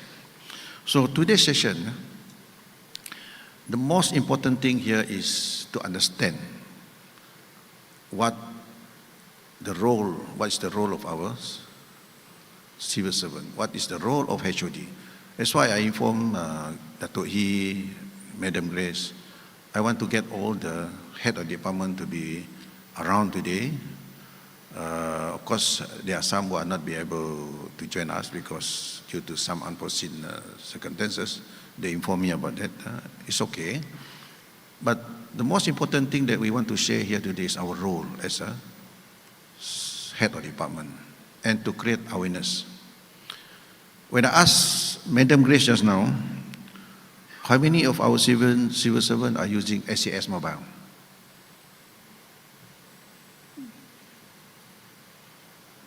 How many of our head of department have Sarawak Pay? How many of our civil servants have Sarawak ID? I was given to understand that not all. So that's why I want to have this session, to tell everyone that it's very important for us to aware about what happened. When we started from the beginnings, at least what people used to say, better start late than never. Better start late than never. So many of you may want to start using Facebook now. Some may want to start subscribe Instagram or TikTok or whatever they call it, chat GPTs. And I'm not sure how many of you know what is chat GPT or not. Do you have chat GPT in your handphone, in your tab and so on? So these are the things that very important for us to understand as a head of department. In the context of today's event, as I said, in the context of today's event, we gather under the theme of toward achieving 100% online government services, Vision 2030. So we want to go for 100% digitalization of government service in 2030. So as we can understand the immense significance of initiative toward fulfilling these two critical and transformative plans for Sarawak under our previous leadership. That is our post-COVID-19 and also our Sarawak digital economy blueprint. I think everyone understands that our Right Honourable Premier Visionary VCDS 2030 has set an ambitious goal to establish Sarawak as a prosperous society driven by data and innovation where everyone experiences economic prosperity, social inclusivity and sustainable environment. And the 12th Malaysia Plan marked the beginning of our journey, and within the next 2 years we're going to go for 13th Malaysia Plan. As leaders, it is our role and responsibility to monitor, to track and fulfill our PCDS 2030. We must actively expedite the implementation of Sarawak priority projects as we are now left with 7 years to achieve these key targets and our common goal. Dear colleagues, SDE Blueprint, Digital Blueprint 2030, as emphasized by Datuk Anderson, has emphasized that public sectors and services must leverage on digital technologies, data and digital intelligence to provide efficient service, secure and trusted online government service. I know some of the department has put a lot of emphasis on digitalization. Congratulations to all of you. I know you all have been working very hard based on many events that I joined and attended. I can see that there are many department, agencies and ministries has put a very high effort to digitalize their services. And we look forward to see more department agencies can emulate this the effort made by some this ministry and departments. If you all remember, when I introduced these 3R principles, revisit, rethink, and recharge, one of the focus that I want to get everyone to emphasize on is on the digitalization. When I said revisit and rethink, meaning here that we must always revisit a lot we must revisit our process, because there's a lot of our process which I consider as very outdated, and some of our process create too much bureaucracy. I remember when I start my when I report as a state secretary in 2022, every day I brought back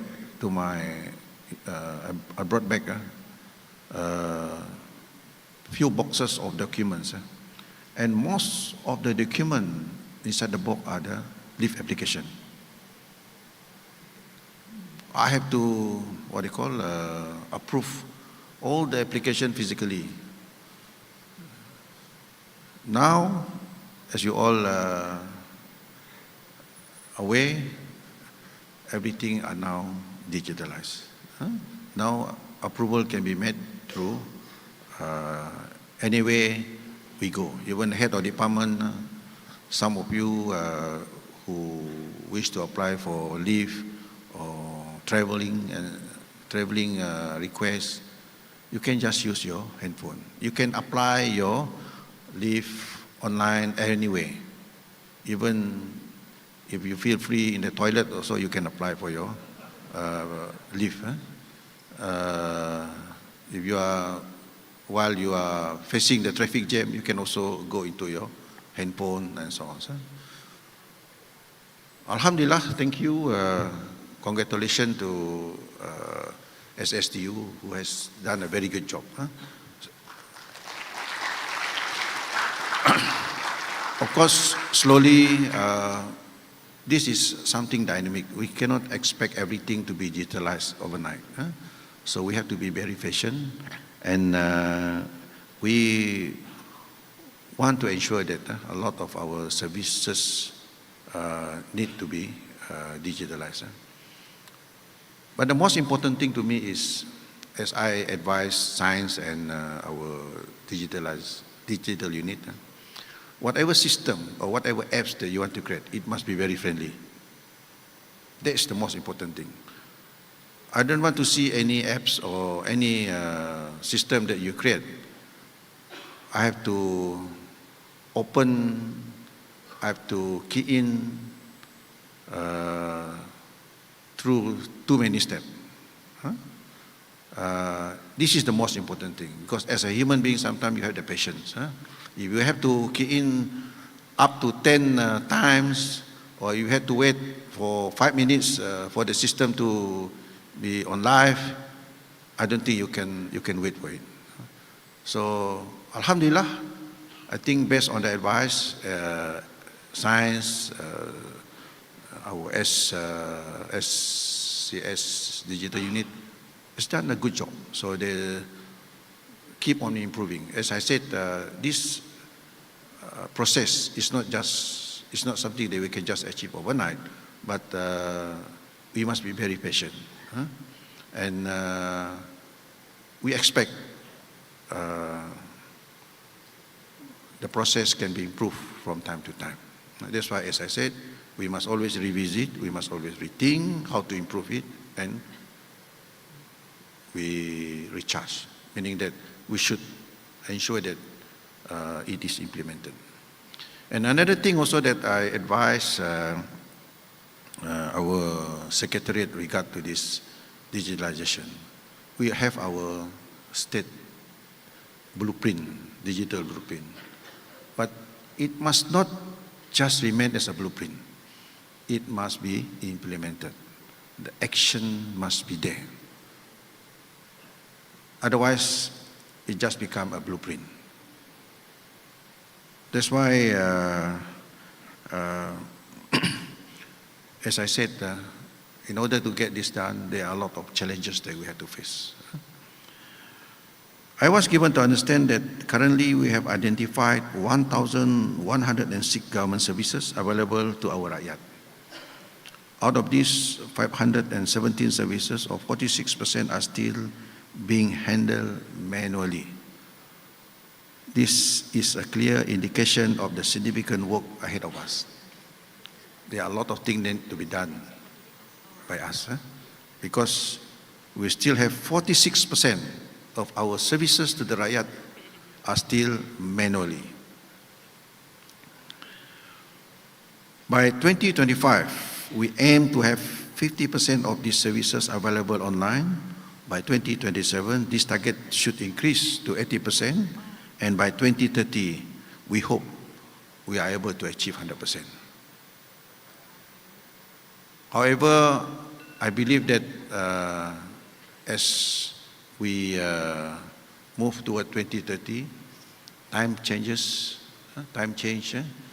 and there will be new things happen, and the process will keep on going. And for us to achieve 100% is not that easy, because there are still areas that we need to improve, and the demand by the Rakyat are different. So the most important thing to me is we must keep on improving ourselves. As we move toward achieving 100% end-to-end online service, the Sarawak ID will be enhanced. Sarawak ID will be enhanced. Now I believe that all of you have your Sarawak ID. Otherwise, if you don't have Sarawak ID, you cannot enter into the Sarawak net. But I believe all of you have Sarawak ID already. But as I said, we want to improve it. Maybe one of the improvement that we can do is do the facial recognition.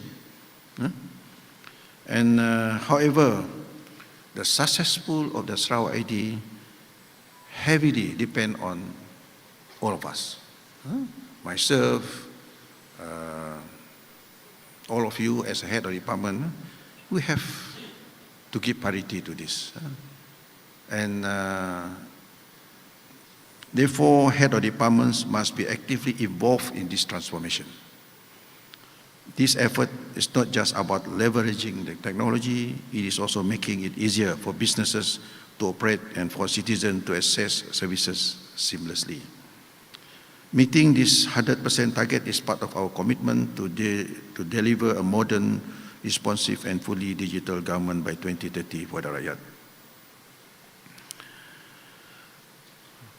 The core principle of digital government is to enhance internal working of the public sectors by reducing financial costs, reduce usage of manpowers and transaction times, thereby better integrating workflows and processes.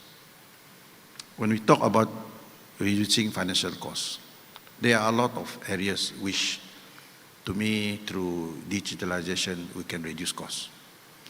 One of the examples is through online meeting. What I experienced before, whenever I have a meeting with resident or DO, they have to come to Kuching, and we have meeting with them for, say, 30 minutes or 45 minutes. But the time that they took to travel from their place to Kuching took them 3 days. You just imagine, a meeting of 30 to 45 minutes, and you waste 3 days of your productivity hours at your areas. So that's why I have informed SSDU to improve on this online meeting, either through Zoom or through Microsoft Teams or whatsoever. But of course, I still need you to, be at Wisma Bapa Malaysia for some events, but I cannot expect you to be every time to come to Kuching.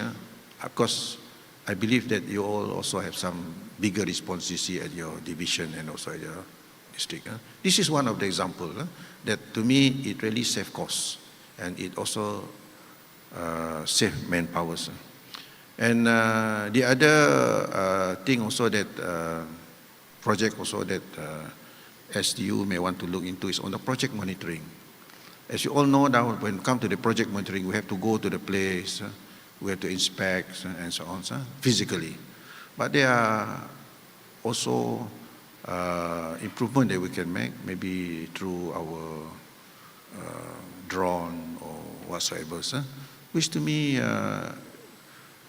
rather than we spend so much money to go to certain remote areas to monitor the project, to look at the progress of the project, through some online initiative, we can also do the same thing. But of course, as I said, we cannot do it all the time through online or through by Zoom or by drone and so on. I still need you to go to the ground to have a look, to share your experience on the ground. But if we can manage it properly, I believe that when we talk about reducing financial costs, reducing the usage of manpowers and transaction times, this is one of the efforts that we can do. The beauty of digital transformation lies in the ability to revolutionize how we operate and serve our rakyat. This means harnessing the power of technology to create a seamless, interconnected government where services are not confined by physical boundaries, leading to digital inclusiveness. There will come a time when every transaction and every interaction and every piece of information is just a click away, available anytime and anywhere. But as our Premier always said, ketek aja. Ketek aja ada. This is what we expect to happen. To enhance this transformation, we have introduced, as you all know, SES Mobile Plus. I believe that all of you ada SES Mobile Plus. CS Super Apps, which combines high-performance capabilities with enhanced security, ensuring that our data and communication are efficient and highly secure anytime and anywhere.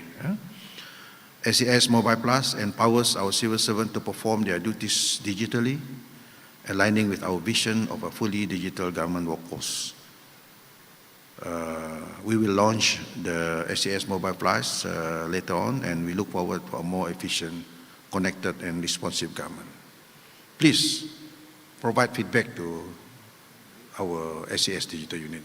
If you feel that the SES Mobile Plus need to be improved, if there's some weakness there, let them know, so that from time to time we will be able to see a more efficient SES Mobile Plus. Additionally, we have also implemented an AI chatbot platform to support the agencies in delivering responsive service to the public. Through this platform, the public can log calls, check cash status with Tali Inmat, check their water and electricity bill status, and make inquiries about services with the UPKJ and Sarawak ID. All agencies are urged to leverage this platform to provide instant responses to public inquiries and services, ensuring a more responsive and efficient service delivery. As we move toward Vision 2030, the digitalization of our government will pave way for an inclusive, innovative and resilient Sarawak. To further advance our digital government agenda, I would like to highlight several key initiatives approved by DGC. First, as you all know, that we will be recruiting a CIO, Chief Digital Officers within the civil service this year, and each agency will be provided with Chief Digital Officers. The reason behind this is that we realize that some of the digital initiative within the agency and department are done by someone who are not that well versed in digital technology.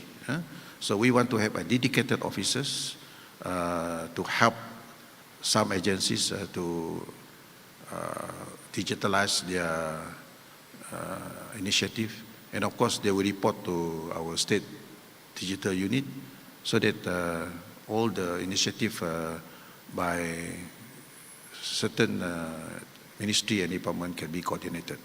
What we don't like to see is that there are some duplication and redundancy in terms of system. We must make sure that we have we must share our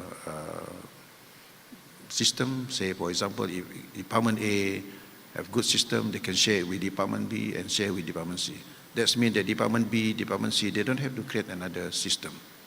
So this can help us to reduce our costs and also manpower requirement. Secondly is the extension of the cactus. Cactus also will be improved. This one, I was given to understand that this cactus only confined to the SES, but now we want it to be extended to local authorities, statutory bodies, and government-linked companies.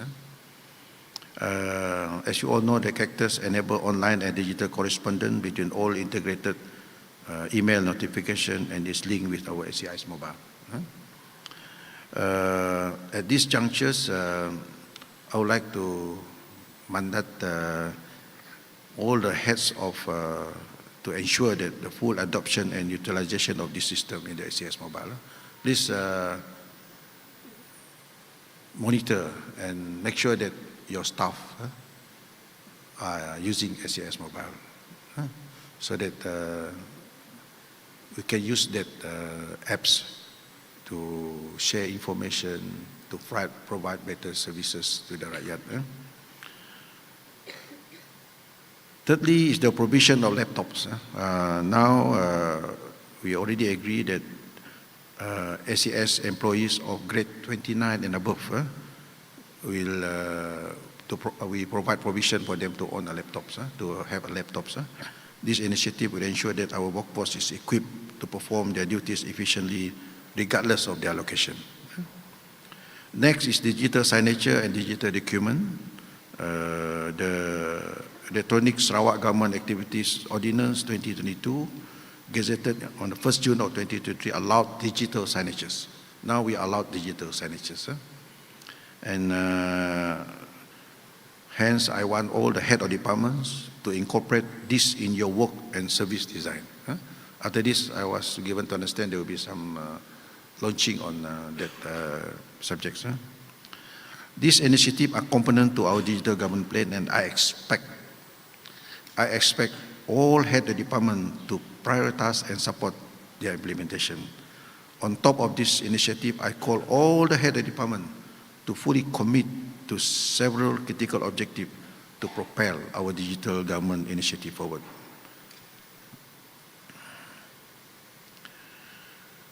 I was given to understand that SESDU is currently conducting a service mapping engagement across agencies to develop customer ICT project for 13 Malaysia plan.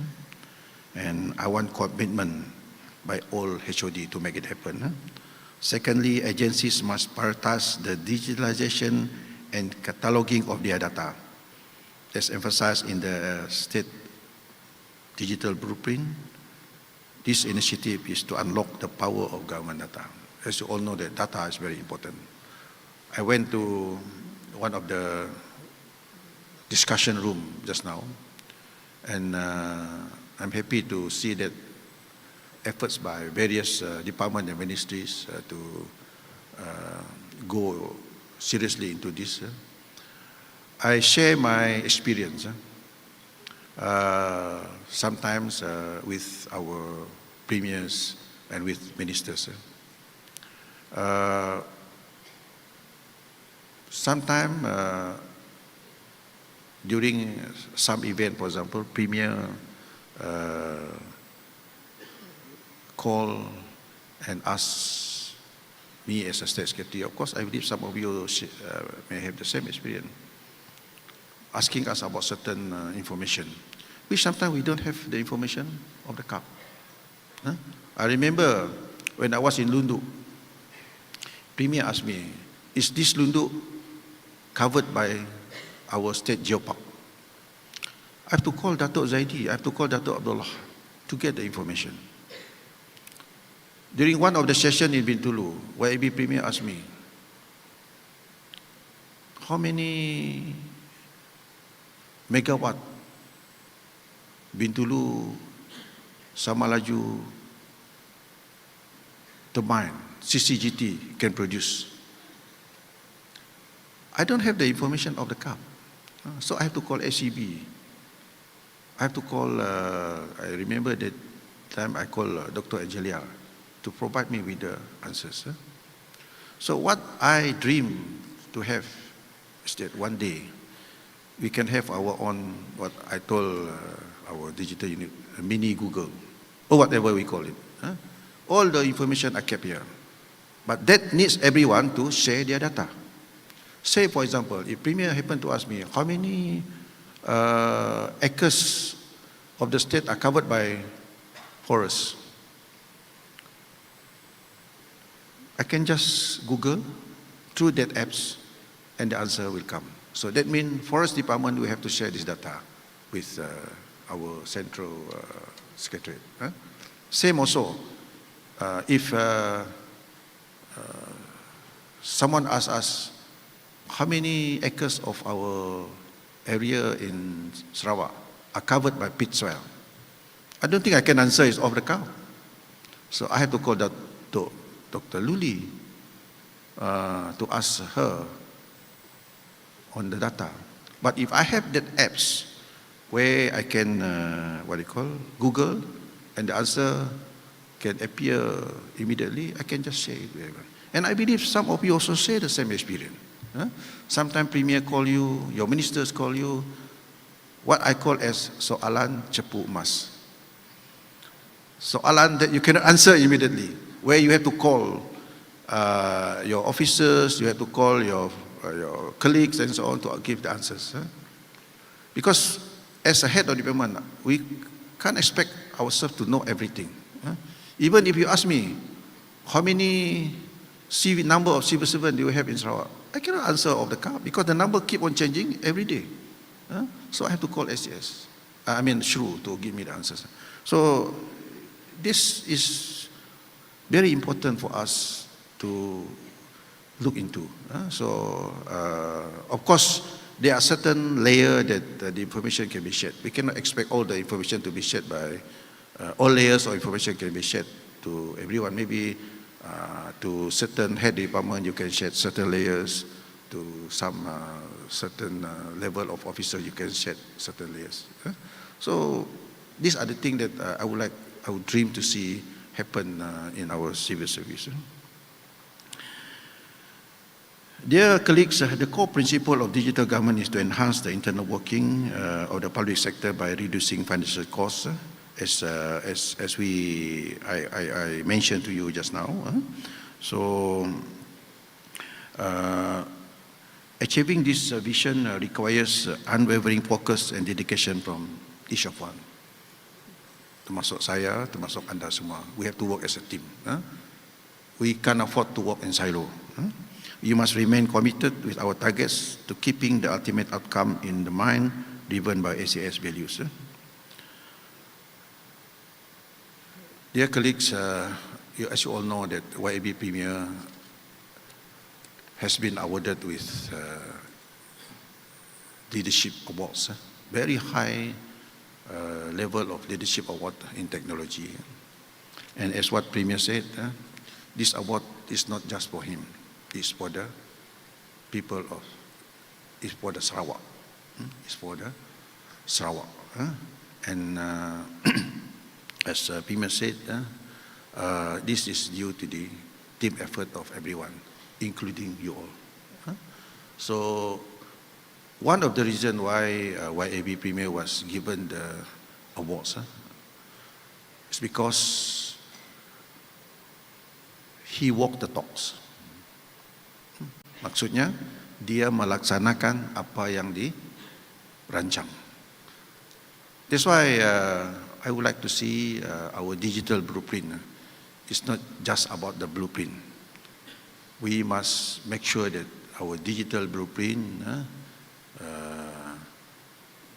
must be implemented and effort must be done by everyone.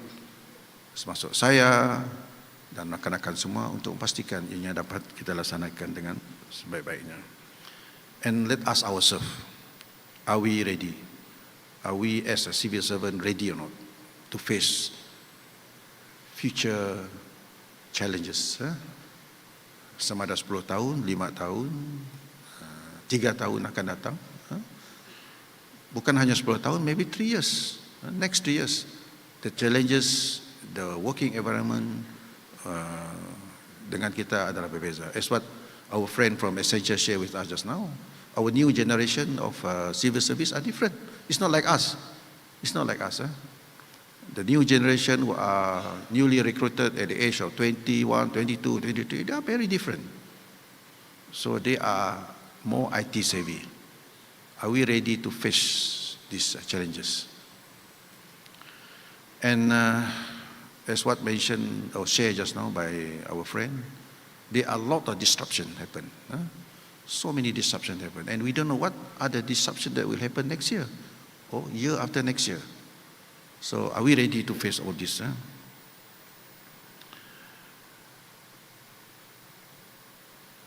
So to conclude, I would like to invite everyone to work together as one team. And of course, I believe together as one team in the SES, we can make this vision become a reality. Thank you. Thank you, the Honourable Datuk Amar, for your keynote address. And now may you please kindly remain on stage, and I would like to invite our VIPs from the main table to join the Honourable Datuk Amar on stage as we move forward to our next agenda. Thank you. Ladies and gentlemen, this is the main agenda of today. The signing ceremony of commitment by the Honourable Datuk Amar HAJI Muhammad BAKAR bin Marzuki. In a few moments, we will witness the Honourable Datuk Amar digitally signing the commitment letter. This act is symbolic of his leadership and endorsement of all the heads of departments' commitment and pledge to achieve our digital government goal. To emphasize this commitment and pledge, let us all now focus on the screen as the montage play.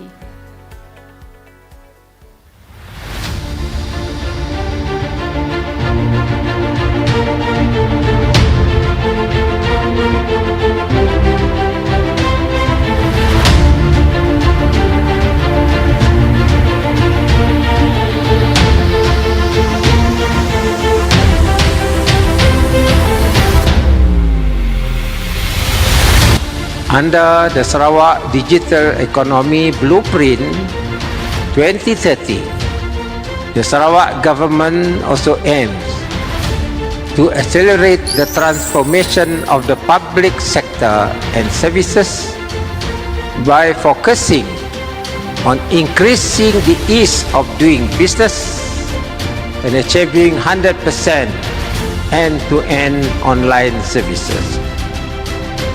This will enable the majority of our tasks to be performed online, and the public can conveniently access online services anywhere, anytime. Digitalization is not an option, it is mandatory.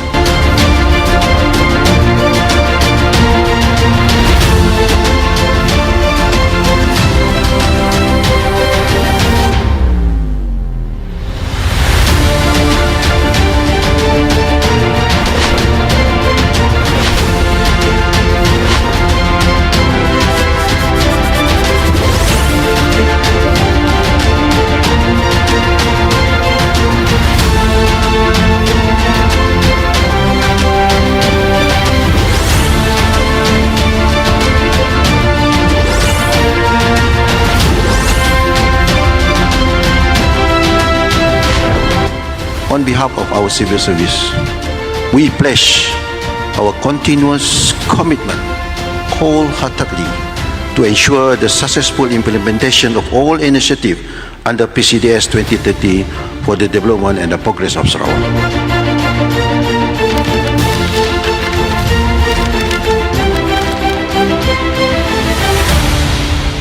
Ladies and gentlemen, a total of 162 pledges have been signed by the heads of departments, underscoring the collective dedication towards this goal. So let us now proceed to invite the Honourable Datuk Amar to the digital signing station. And as he signs, it will be projected on the screen for all to see, reinforcing our collective commitment to achieve our vision.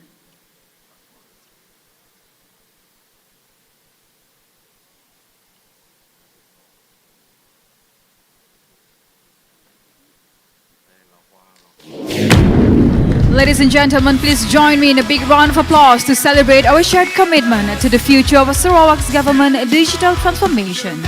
Together, we will achieve our vision of 100% online government services by 2030.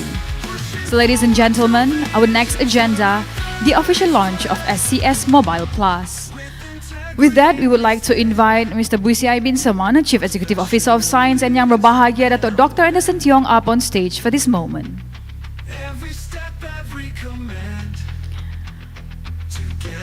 Ladies and gentlemen, SCS Mobile Plus represents a robust upgrade from its predecessor, SCS Mobile, combining high-performance capabilities with enhanced security, ensuring that our data and communications are efficient and highly secure anywhere, anytime fit for a digital government workforce.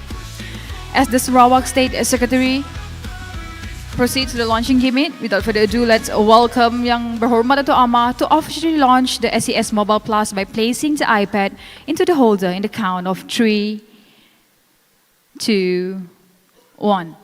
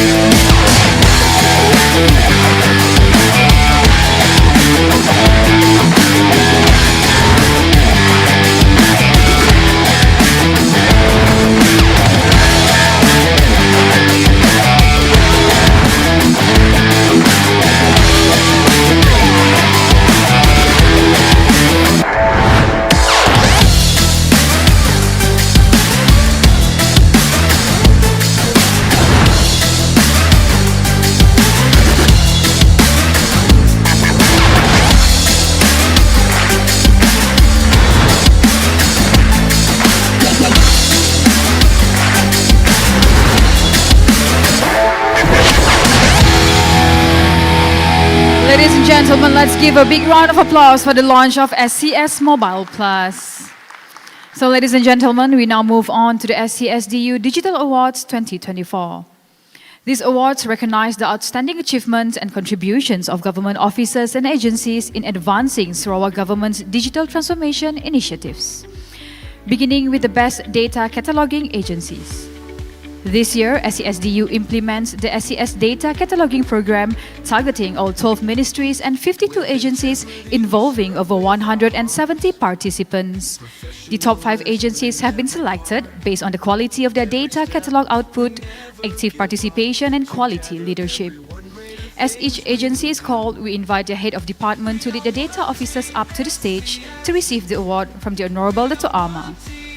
Firstly, may we call upon Tuan Haji Adana bin Haji Jade, Permanent Secretary from Ministry of Education, Innovation and Talent Development, together with Kennedy Lee Zihao, Sharifah Zahidah Wan Hassan, Julian Chong Kiet Lung, and Nur Aima Saib.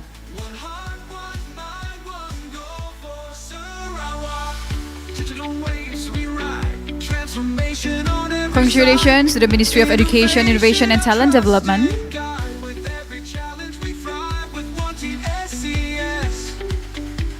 Next, may we call upon Encik Selamat Jatiyanja, Deputy Permanent Secretary of Ministry of Transport Sarawak, together with Muhammad Nur Salam Mustafa, Muhammad Zaki Ramli, Halimah Mohtar, Siti Aisyah Suhaili, Siti Nur Afiqah Israel, dan Syahrizal Arfandi Adam.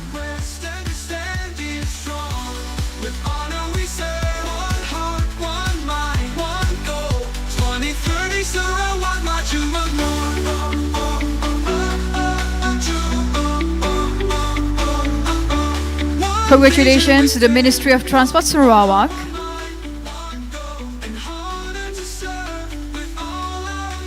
Next, may we call upon Yang Berbahagia Datuk Dr. Luli Meling, Director of Sarawak Tropical Pit Research Institute, Stropi, together with Fraser Midot, Sebastian Kalang William, Muhaini Fahimah Marzuki, Yazid Imran Muhammad Faizul, Nielsen Niki Zanoria, and Nur Ilmili Zatazuddin.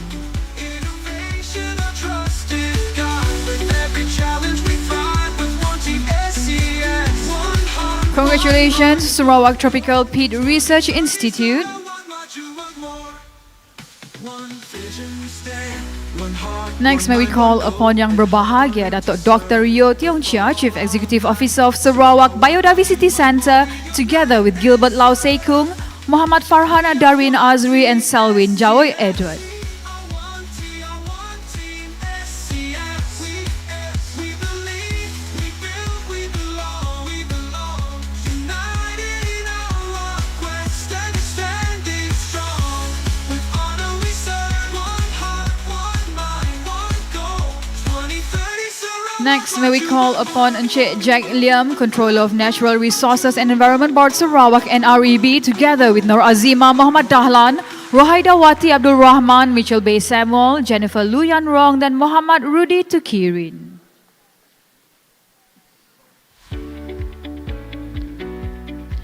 Ladies and gentlemen, let's give a big round of applause to our top 5 best data cataloging agencies. Congratulations once again to all our winners. We now move on to our next award categories, Best Chief Information Officer, CIO. So ladies and gentlemen, please welcome Encik Anwarul Azizi bin Adani from Department of Rural Water Supply to Sarawak. We will do. We are one team SES. We are one team SES. We believe, we build, we belong. United in Next, may we call upon Encik Staunton Morse Anak Jerry Rumpang from Department of Agriculture Sarawak, DOA. one mind, one goal for Sarawak. Digital waves we ride. Transformation on every side. Innovation, our trusted guide. Congratulations, Staunton. Next, may we call upon Encik Muhammad Fadzil Aizat bin Bajuri, but representative is Abang Nuaimi bin Abang Mani from Public Service Commission Sarawak. We are one team SES. We believe, we build, we belong. United in our quest and standing strong. Next, we have the top 3 best assistant chief information officer. Ladies and gentlemen, please welcome Encik Zul Izzat bin Julaihi from Public Works Department of Sarawak.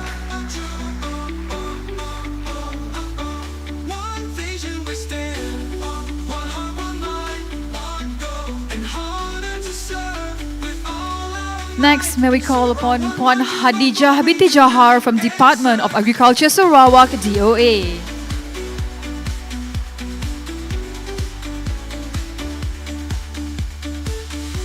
And last but not least, Best Assistant Chief Information ACIO 2024, may we call upon Encik Melvin Anak Mitchell Nathan from Department of Rural Water Supply Sarawak. SES. One heart, one mind, one goal. 2030 Sarawak, maju more. One vision. Moving on to our final award category, Best Webmaster. This award recognizes the outstanding efforts and contributions of webmasters in enhancing the government agencies' websites in 3 categories: Sarawak Civil Service, statutory bodies, and local council. With this, we would like to invite Encik Muhammad Zamri bin Paidin from Sarawak Public Communication Unit, UKAS, representing Sarawak Civil Service. Standing strong. With honor we serve. One heart, one mind, one goal. 2030 Sarawak. Next, may we call upon Encik Mustafa bin Hashim from Pedawan Municipal Council, representing local councils.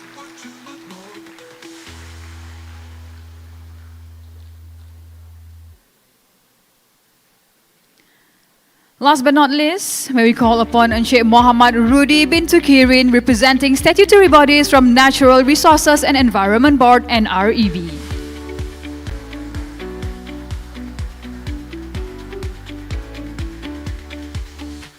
So ladies and gentlemen, let's give a big round of applause to our top 3 best webmasters for the exceptional work in enhancing our digital services.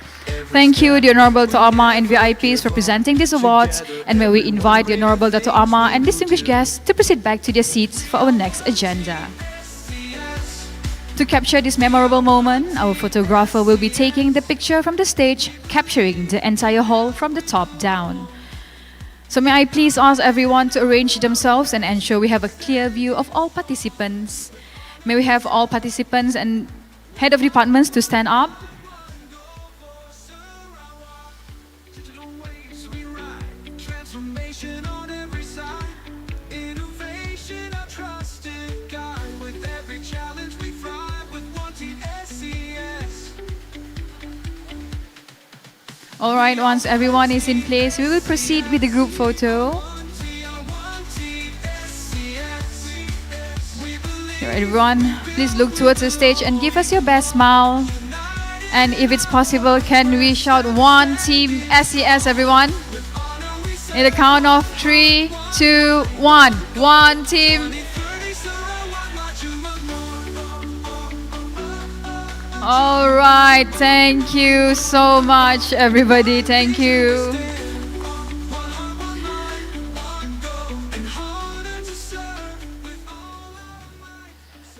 All right, ladies and gentlemen, let me introduce our next speaker, who is a visionary leader in the business and digital landscape across Malaysia and the region. Mr. Sundara Raj is the Chief Digital Officer for PwC Malaysia, Vietnam and Thailand. Raj was also the markets leader for PwC Malaysia, and prior to that, he served as CEO of PwC Southeast Asia Consulting Services, managing over 1,000 professionals across Asia in a diverse and multicultural environment. Raj is a huge advocate of the human-led tech-enabled approach to execution and transformation, and he has led numerous organization and business transformation engagements for clients over his career. Raj also led the PwC Malaysia team in program managing Malaysia's national COVID-19 immunization efforts under the CITF. Interestingly, an avid musician, Raj even wrote and composed the theme song for the immunization program Lindung Diri, Lindung Semua, which was released nationally at the height of the pandemic. Today, Raj will present a paper on Innovate to Elevate, Harnessing the Power of AI in the Public Sector. So ladies and gentlemen, please join me in welcoming Mr. Sundara Raj. My song.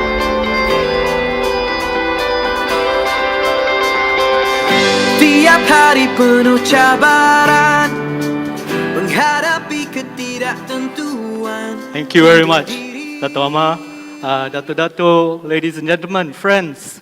That was my song. Yeah, thank you, thank you.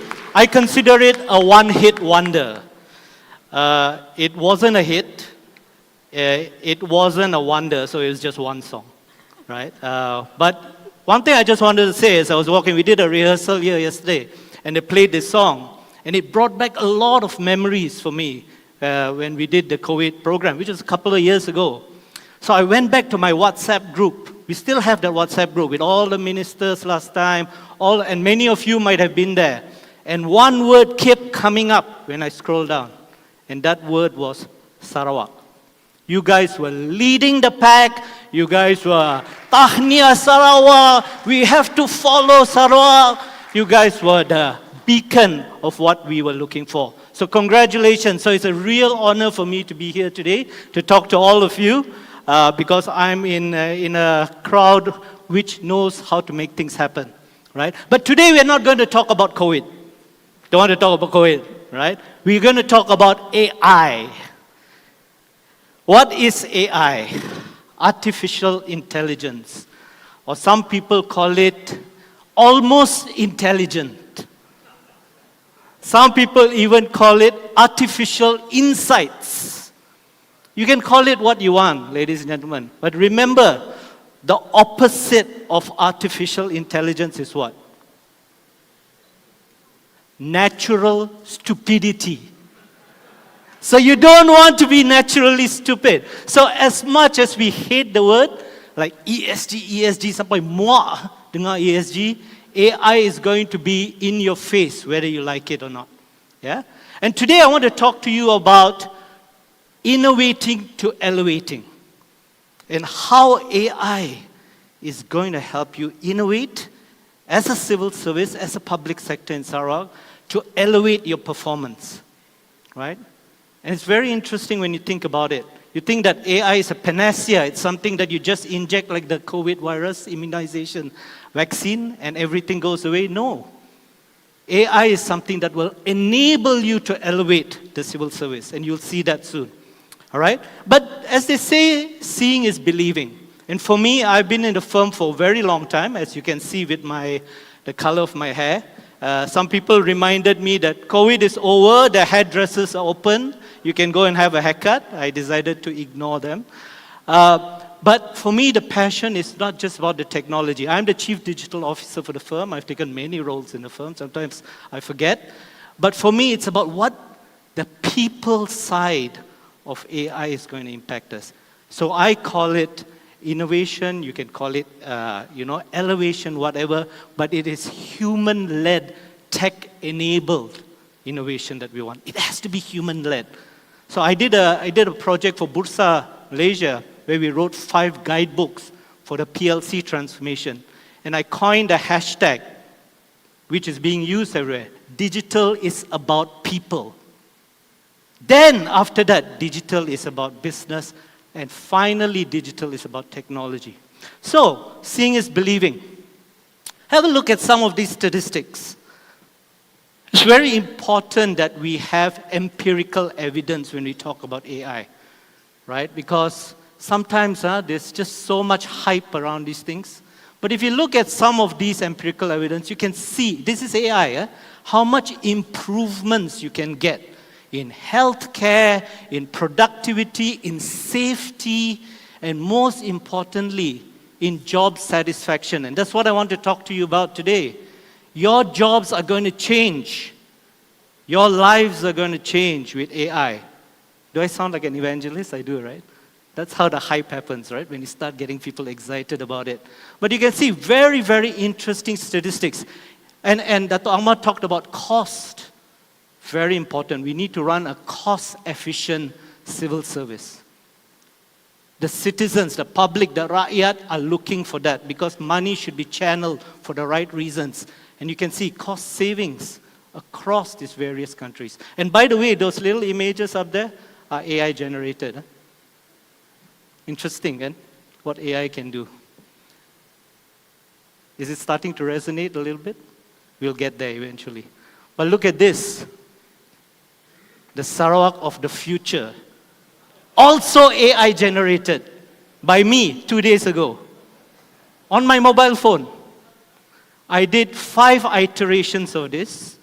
This is the first one, which I loved. Then I said, let me try to fine-tune sikit lagi lah. I tried to fine-tune and suddenly I found that Taj Mahal appeared at the back. I tried again, suddenly got pyramids of Giza. And this is very interesting because AI is a very Western thing. And the Western way of thinking hasn't tuned up to what we know. So when you look at models, AI models, it's still very Western. It's only now that we are starting to create, and these are terms you'll talk about, large language models, Malaysia-centric, Asia-centric. So this presentation is not going to be a technical presentation. I'm not going to bore you with Anthropic. I'm not going to bore you with Gemini. I'm not going to bore you with large language models. I'm not going to bore you with tokens, parameters, you name it. There's tons of terminology. Every night, my job is to look at YouTube and learn about these things. I fall asleep very fast at night because there's so many things happening. So what is the AI vision for Sarawak? You can just see in this picture. Things are happening. Transportation can change. Drones, the way the whole government runs is going to change. What's really missing in this picture? Can anyone tell me? Sorry? The people, the rakyat, the citizens. And that change is what we want to make happen. So, let me take you through a little journey today for the next 45 minutes or so. We'll talk about evolution, why we are doing this, why we want to evolve using AI. We'll talk about innovation using AI, and then using that to elevate our performance as a civil service. But you cannot talk about all this without talking about 2 things, people and risk. People and risk. And I'll show you some statistics. In PwC, we actually did some surveys around the world on AI adoption. I'll show you some very interesting statistics. And then we'll close off with some actions. Okay, but before that, while you and I were sleeping over the last few months, something happened. This beast called Gen AI crept into our beds and shocked us. And look at some of the statistics you look up there. And these are all from published sources. I must put a caveat. Things are moving so fast that every day the statistics change, okay? So this could be obsolete already. Tomorrow it'll be obsolete already. But look at that, right in the middle. 60% of the world's population might be interacting with Gen AI, whether they know it or not. So today, you might go into a website, click, and you get an answer, thinking that, wow, that's someone very fast answering to me. Probably was a Gen AI chatbot. You didn't even realize it. That's happening today.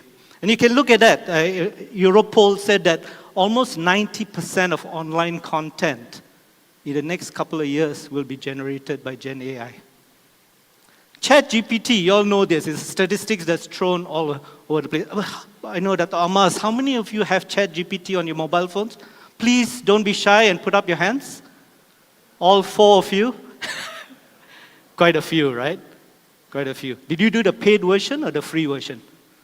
Free lah, why pay money for all this? I agree with you. Now, ChatGPT took 5 days to hit 1 million users.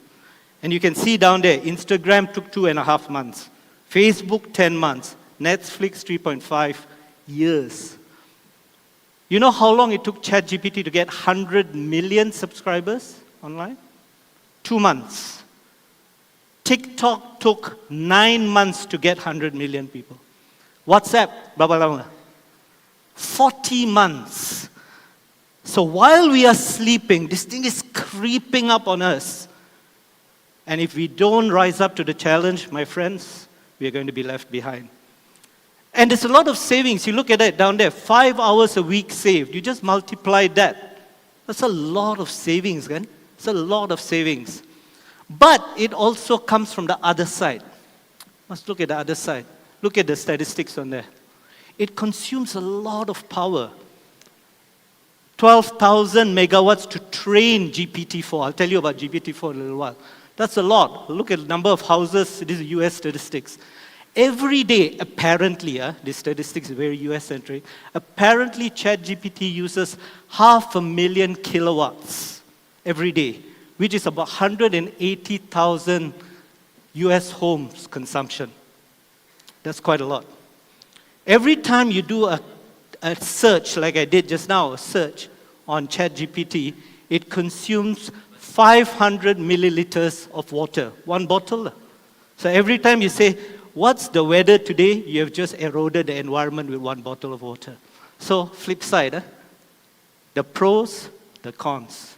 And every time you start asking a question on ChatGPT, it costs 10 times more than asking a question on Google. Because your data center is running, right? It's generating things. And that's a lot of power, a lot of resources being taken. So we need to keep this in mind. We need green energy, as someone was mentioning. And Sarawak has it all. So you guys are positioned, I'm really happy to say, in the best place to drive this revolution. So what is Gen AI? I'm not going to go technical, but I think it's important we set the scene skit lah. If not, we're going to go, what the hell is it? What is Gen AI? You've all heard of artificial intelligence. Artificial intelligence has been around for years, since the 1950s. Have you all heard of Alan Turing? Alan Turing was this guy who decoded the Enigma code during World War II, the German code, right? Now, it started from that, then it went down to machine learning, which is how the code can learn by itself, into something called deep learning, using neural networks, all these fancy terms. Let's forget about the terms, right? It doesn't mean anything. It can learn. And ChatGPT is a subset of that, right down there, which enables you to do quite a lot of things, as you see below. Summarize, quality, QA, improve, create. Now, think about it this way. At one point, we gave AI a brain. Think, analyze, etc. Then we gave it ears. We said, listen to us, then think, analyze. Then we gave it a mouth. Now it can hear, think, analyze, and tell you and speak to you. And then we didn't stop. We human beings are fantastic animals. We gave it eyes. Now it can hear, think, talk, and see. Go to YouTube, you will see the latest iterations of Gen AI where you can walk around with a phone, just walk around like that and say, ChatGPT, what do you see? I see an apple. ChatGPT, did you see where I left my spectacles? Yes, I think it was beside the computer just now. Soon I don't need a secretary. My secretary is very, very good. I must keep her, right? That's why people is going to impact us. Now, look at that, right? There's something called companions. Have you all heard of companions? How many of you have watched the movie Her, H-E-R? Hands up. It's a movie about this person getting so embroiled and connected with this AI being. Companions are like that. Today, young kids are having AI companions. They rather talk to their companions on AI than talk to their friends. Because my AI companion understands me, Mom, not like you. Things are changing fast, right? All right, so why don't we do this? Let's do a bit of, let's bring this to life. Let's bring this to life. I want to take you through a few examples. Now, in PwC, I'm not doing a sell, this is what's happening. We have something called Chat PwC. As you can see, we are very, very innovative in our names. We couldn't think of anything else. We called it Chat PwC.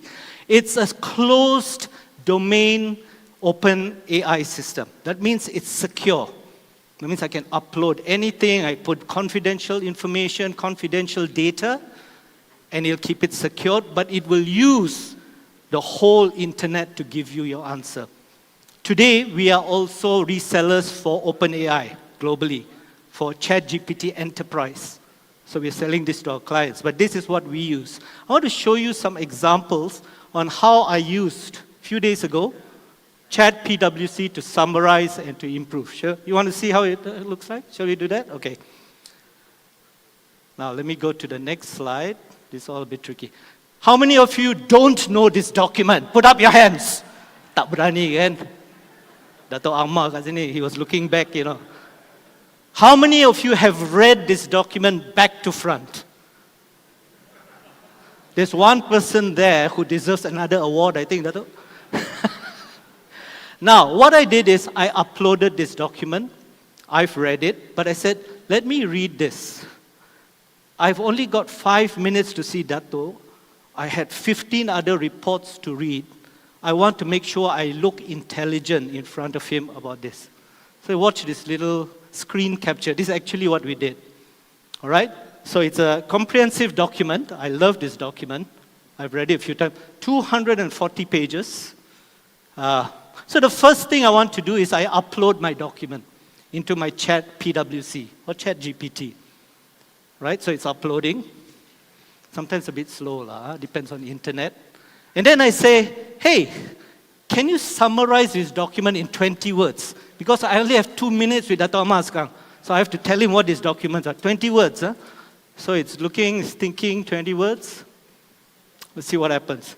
It just summarized it up there in 20 words. Super duper. I sound like a superstar now in front of my boss. Right? Now I say, hey, I want to ask about manufacturing industry. What does the document say about manufacturing industry? Because someone's going to ask me that. So I insert something called a prompt, and it gave you the answer very quickly. It went and searched the document, gave you a prompt around manufacturing industry. Pretty cool, huh? Now, I'm very worried about food security. So I want to say, tell me everything it has in the document about smart farming. So it's thinking now. It gives you the whole thing there. Look at this. This is unbelievable. Objective outcomes, even the targets. It went and searched the targets, told you the description. Ini tak boleh lari lah. Lead agencies pun dah keluar. Cannot hide. You can run, but you can't hide, they say, right? Now, I said, give me more granular details about smart farming. Right? And see what happens. We had a project manager. I want an implementation plan. Immediately in 3 seconds, it's given me an implementation plan for smart farming. Pre-implementation, year 1, year 2 to 6, what can you do? This is all from the document. It analyzed it, pulled it together, year 3, year 4, year 5, year 6. I'm going to look really smart at it. Look at that. I even can tell you the key considerations. You read 10 times, sometimes you can't find out the key considerations, right? It's given you that. See, this is the power of Gen AI, right? It's not now, I made it a bit funny, I made it like a joke, but many organizations are doing this and increasing their productivity by tenfold. Because for the right reasons, you can make things happen. Want to see another example? All right, let's bring it to life. Now, this is a very interesting example. On the left here, you have the minutes of a meeting. So I went for this meeting. I want to set up a security operating center, cyber security center. I went for the meeting. Then I came out of the meeting. I met someone. I took down some notes in my very nice doctor's handwriting. I wanted to be a doctor, tak jadilah, right? But doctor's handwriting. Now I said, how do I get all this together and get an action plan going? Let's see how this chat PWC does it.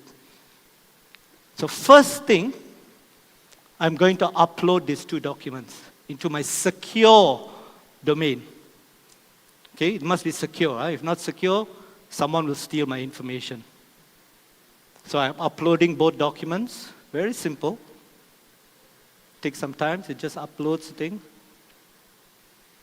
Now, I've got both documents there. Now I want to say, read lah my handwritten document. See if you can read. Pandai tak? And look at it. It's reading my document now. It's read all my handwritten notes. Okay? Now what do I want to do? I want to merge my handwritten notes with the meeting minutes. But I want to take it and put it in the right place in the meeting minutes. Not just take and put it in the right place inside the meeting minutes. See, it can analyze that. So it's taken that, merged it, and it put it in the right work streams. It took my notes there, read it, understood it, it should go there, it should go in here, it should go there, and I get a consolidated document of a handwritten note with a typed thing. Now, I don't want to stop there, right? I want to say that, give me action items. We are all about implementation, right? Action items. So it's reading, analyzing, and it's going to generate action items for me now. Hashim has to do this. Lily has to do that. Ian has to do this. Cannot run away, bro.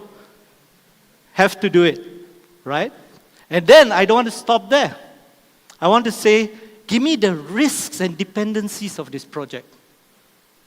Risks and dependencies, very important to run any project. It's given me all the risks, the key risks from the 2 documents, and it's also given me what's the dependency. Big round of applause for chat PWC, not for me.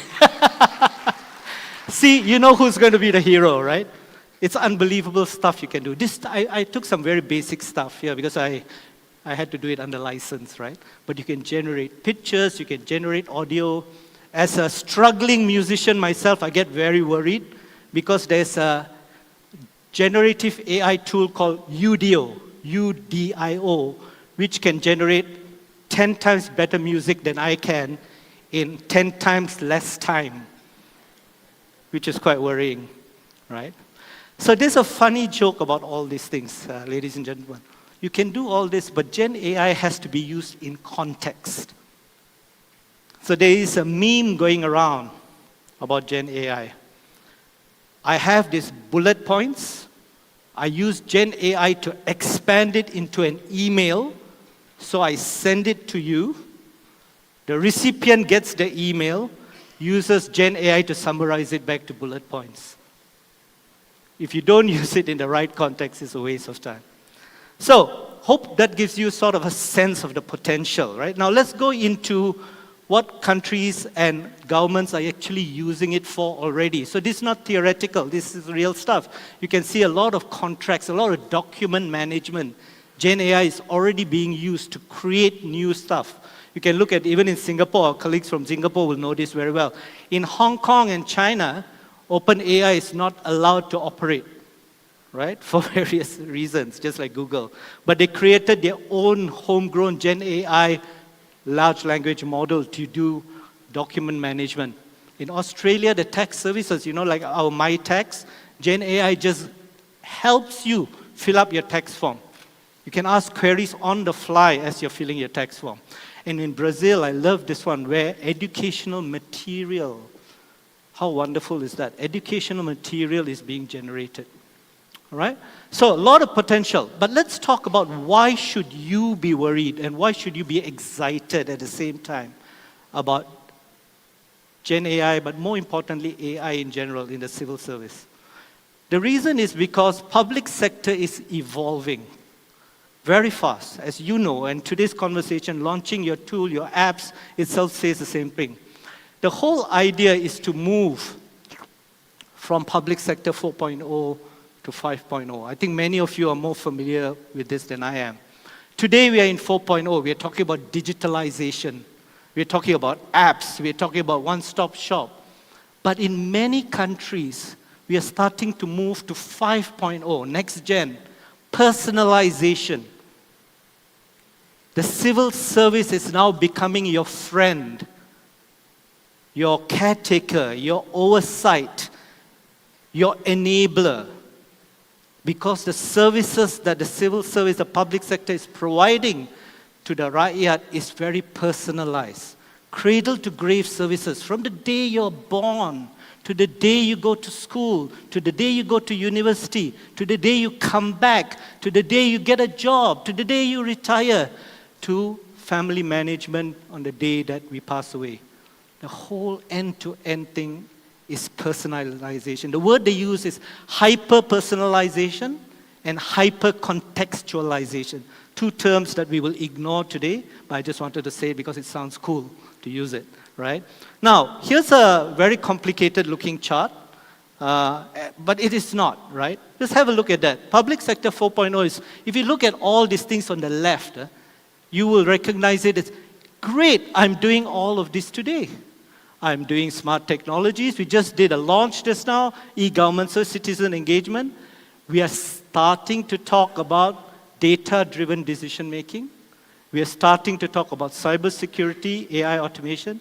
We are starting to head towards 5.0. And what will accelerate our move, what's going to accelerate that move is artificial intelligence. And if we are behind on that, we're going to be stuck here. Look at some of the countries that are already starting to move into 5.0 in pockets, in services, right? You know, Japan and their smart society, getting a harmonized existence between the physical space and the cyberspace. We will be there eventually, ladies and gentlemen, and maybe Sarawak will lead the way, and I'm hoping to see that. Looking at what's happening today, I'm very sure we will. Look at Korea doing that, right? So this is where we are heading, ladies and gentlemen. We got to head this way, and we need to use AI to do this. All right? And that's why it's important that we start talking about AI today. It's not a fad. It's been around for years. Gen AI is a bit new, but Gen AI is bringing AI and making it accessible to all of you without having to learn the technology around it. Just use, you saw just now the example? I can just type in, please search these things. It's natural language. So everyone can use it. Okay? Now, how do we make this happen? Easy to talk, stand on the stage, you know, point to your pointer. There are a lot of things we need to start thinking about. The first thing we need to do in my mind is we need to use AI to innovate. So this is where we're going to get some problems. Everyone say, oh, use AI lah, why you're not doing it faster? You used AI still slow because you can't elevate performance if you don't innovate first using that. And I call this adaptive innovation. What is adaptive innovation? In the public sector, adaptive innovation is key. You are not selling a product for profitability. You're not trying to push things to the market. That's disruptive innovation. I just want to push it there, see what happens. In the government, in the public sector, you need to tune your innovation to the needs of the people. You need to adapt so that it is relevant. You know, Dato' Amar talked about, I wanted it to be human-centric. I don't want to five things before I get to the end. We need to design things for humans. It's very interesting, the term, designing for humans using technology. Paradox, right? Designing for humans. And that's why adaptive innovation is critical. Look at what it really means. You need to equip the private sector, public sector, with ability to experiment, collaborate, and evolve. If you guys couldn't experiment like I did just now and make mistakes, you will never be able to innovate with it. And this is where we fall short.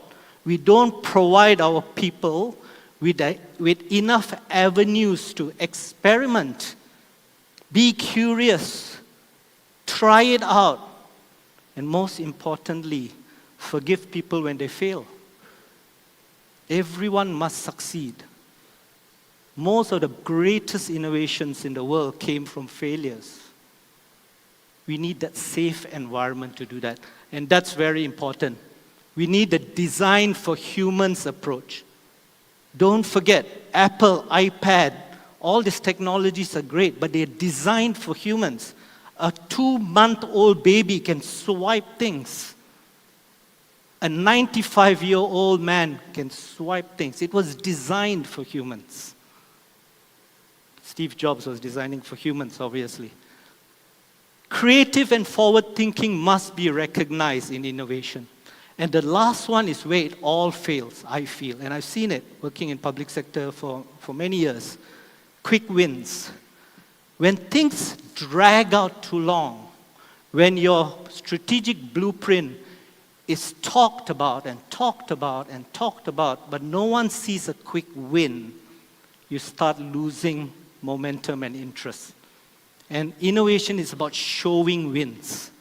Try, fail. Try, win, but do it quickly. And that's what is very important. And there are a few things to make that happen. You have infrastructure, which we talked about, very simple. Capacity, building our capability. Data governance, marked in red for good reason. Policy frameworks, partnerships, and experimentation and pilot projects. All those resonate with you. Let's look at some examples. So, some of our developing nations in the world are going to leapfrog us using AI if we are not careful. And this is a stark warning to countries that become complacent with their success. So, for example, in Rwanda, they are tying up with World Economic Forum as a partner to actually use data-driven insights to address poverty. In Portugal, they've already started putting out their strategy, just like us. In India, the lawyers, the judges are using SUAS to look at how they can translate case law so that it is relevant to the various jurisdictions. Unbelievable. We can do it here very fast. Judges, using that. In Singapore, there's huge training going on. The civil service there are getting really AI literate. In Kenya, there's almost 8 million smallholders, who do little bits of farming, just like us. And they're very susceptible to weather, to all sorts of natural disasters. They're working with a private AI agency to look at how they can predict whether they're going to be susceptible to crop failures so that they can preempt and help them. And in Estonia, we always hear about Estonia. I'm going to ask this question. How many of you have been to Estonia? You've been to Estonia. Is it as advanced as they say it is? I haven't been. Because in every literature we read, Estonia is leading the pack, right? And I think if the Sarawak Civil Service hasn't visited, maybe the Toma is a good time to go and check out whether Estonia is real or not, because there's some great case studies there, and please invite me, I'd love to join you. But the data thing which I've been reading about, which is X-Road, the exchange, data exchange, is excellent. You need all this. So remember, if you go back, I was talking about these few things here. They are already being implemented in many, many countries. And this is just a sample. I want to take a mix of developing countries and more advanced countries, just to show you that it's not just those very advanced countries that are doing it. Many countries are leapfrogging. But nothing is complete if you don't talk about data. And I know there's a very interesting session on data by Prof. Jack after this, but let's just have a quick talk about it. Data is the new currency. Data is the new oil, your premier said. Data is the lifeblood of AI. Our problem, guys, sorry I use guys. So our problem is that we just don't like to share data. Why? Because data is power. When I have data and you don't have it, I'm more powerful than you, which is a recipe for immediate failure. Data is power, but data shared is power multiplied. That's how we must think about it. Data shared is power multiplied. It's like training. If I have all this knowledge, I'm very powerful. If I share it with all of you, we are all more powerful. And that is the mindset shift that we need to do in data. You know, how many of you have My Sejahtera on your phone? There's one person there. I was there when we did My Sejahtera. You know, when My Sejahtera came out, remember a lot of complaints? Oh, my data got leaked. I got this phone call, people asking me this. I don't know if it's true. But remember, during COVID, when you're sitting at home doing nothing, what do? You go online, you buy Lazada, you go online, you buy Shopee, you put your credit card in various things. There's so many avenues for leakage. Might not have been My Sejahtera. Why I'm telling you this? Because the excuse we always use about data sharing is security. I cannot give you, this one very secure data. How can I give you this? And we keep it to ourselves and it rots in our pockets. I'm very, very passionate about data sharing with the proper governance. I can't take data and just give it to you like that through the governance. But what I cannot stand is when people say this data is mine. The data does not belong to you. If in the first place the data was someone else's, how can you say it's yours? Share it, standardize it, modernize it, empower people to use it. And your data cataloging initiative going on now is a great testament. You are leading the pack in doing that. Very difficult exercise. Metadata, down to data and all that. And then you put in all the governance, you will be able to use data and you will be ahead in AI. Share data. Interoperability is a big issue. Sometimes it's not your fault. 345,000 systems don't talk to each other. How do you harmonize it? You have to start from somewhere. Right? So I just want to emphasize this point because for innovation to elevate, if you don't have this, you will not be able to elevate. Then we go to elevation. I do all that, now I can get the fruits of my labor. And how do you do that? You can get exponential improvement. Make quick policies. Elevate your service. Monitor and continuously improve. And you can do that in many areas. So I extracted a little bit from your blueprint, and I summarized, forgive me, I paraphrased this. And I said, let's see education, healthcare, service delivery, environment. And I just paraphrased what was in your blueprint.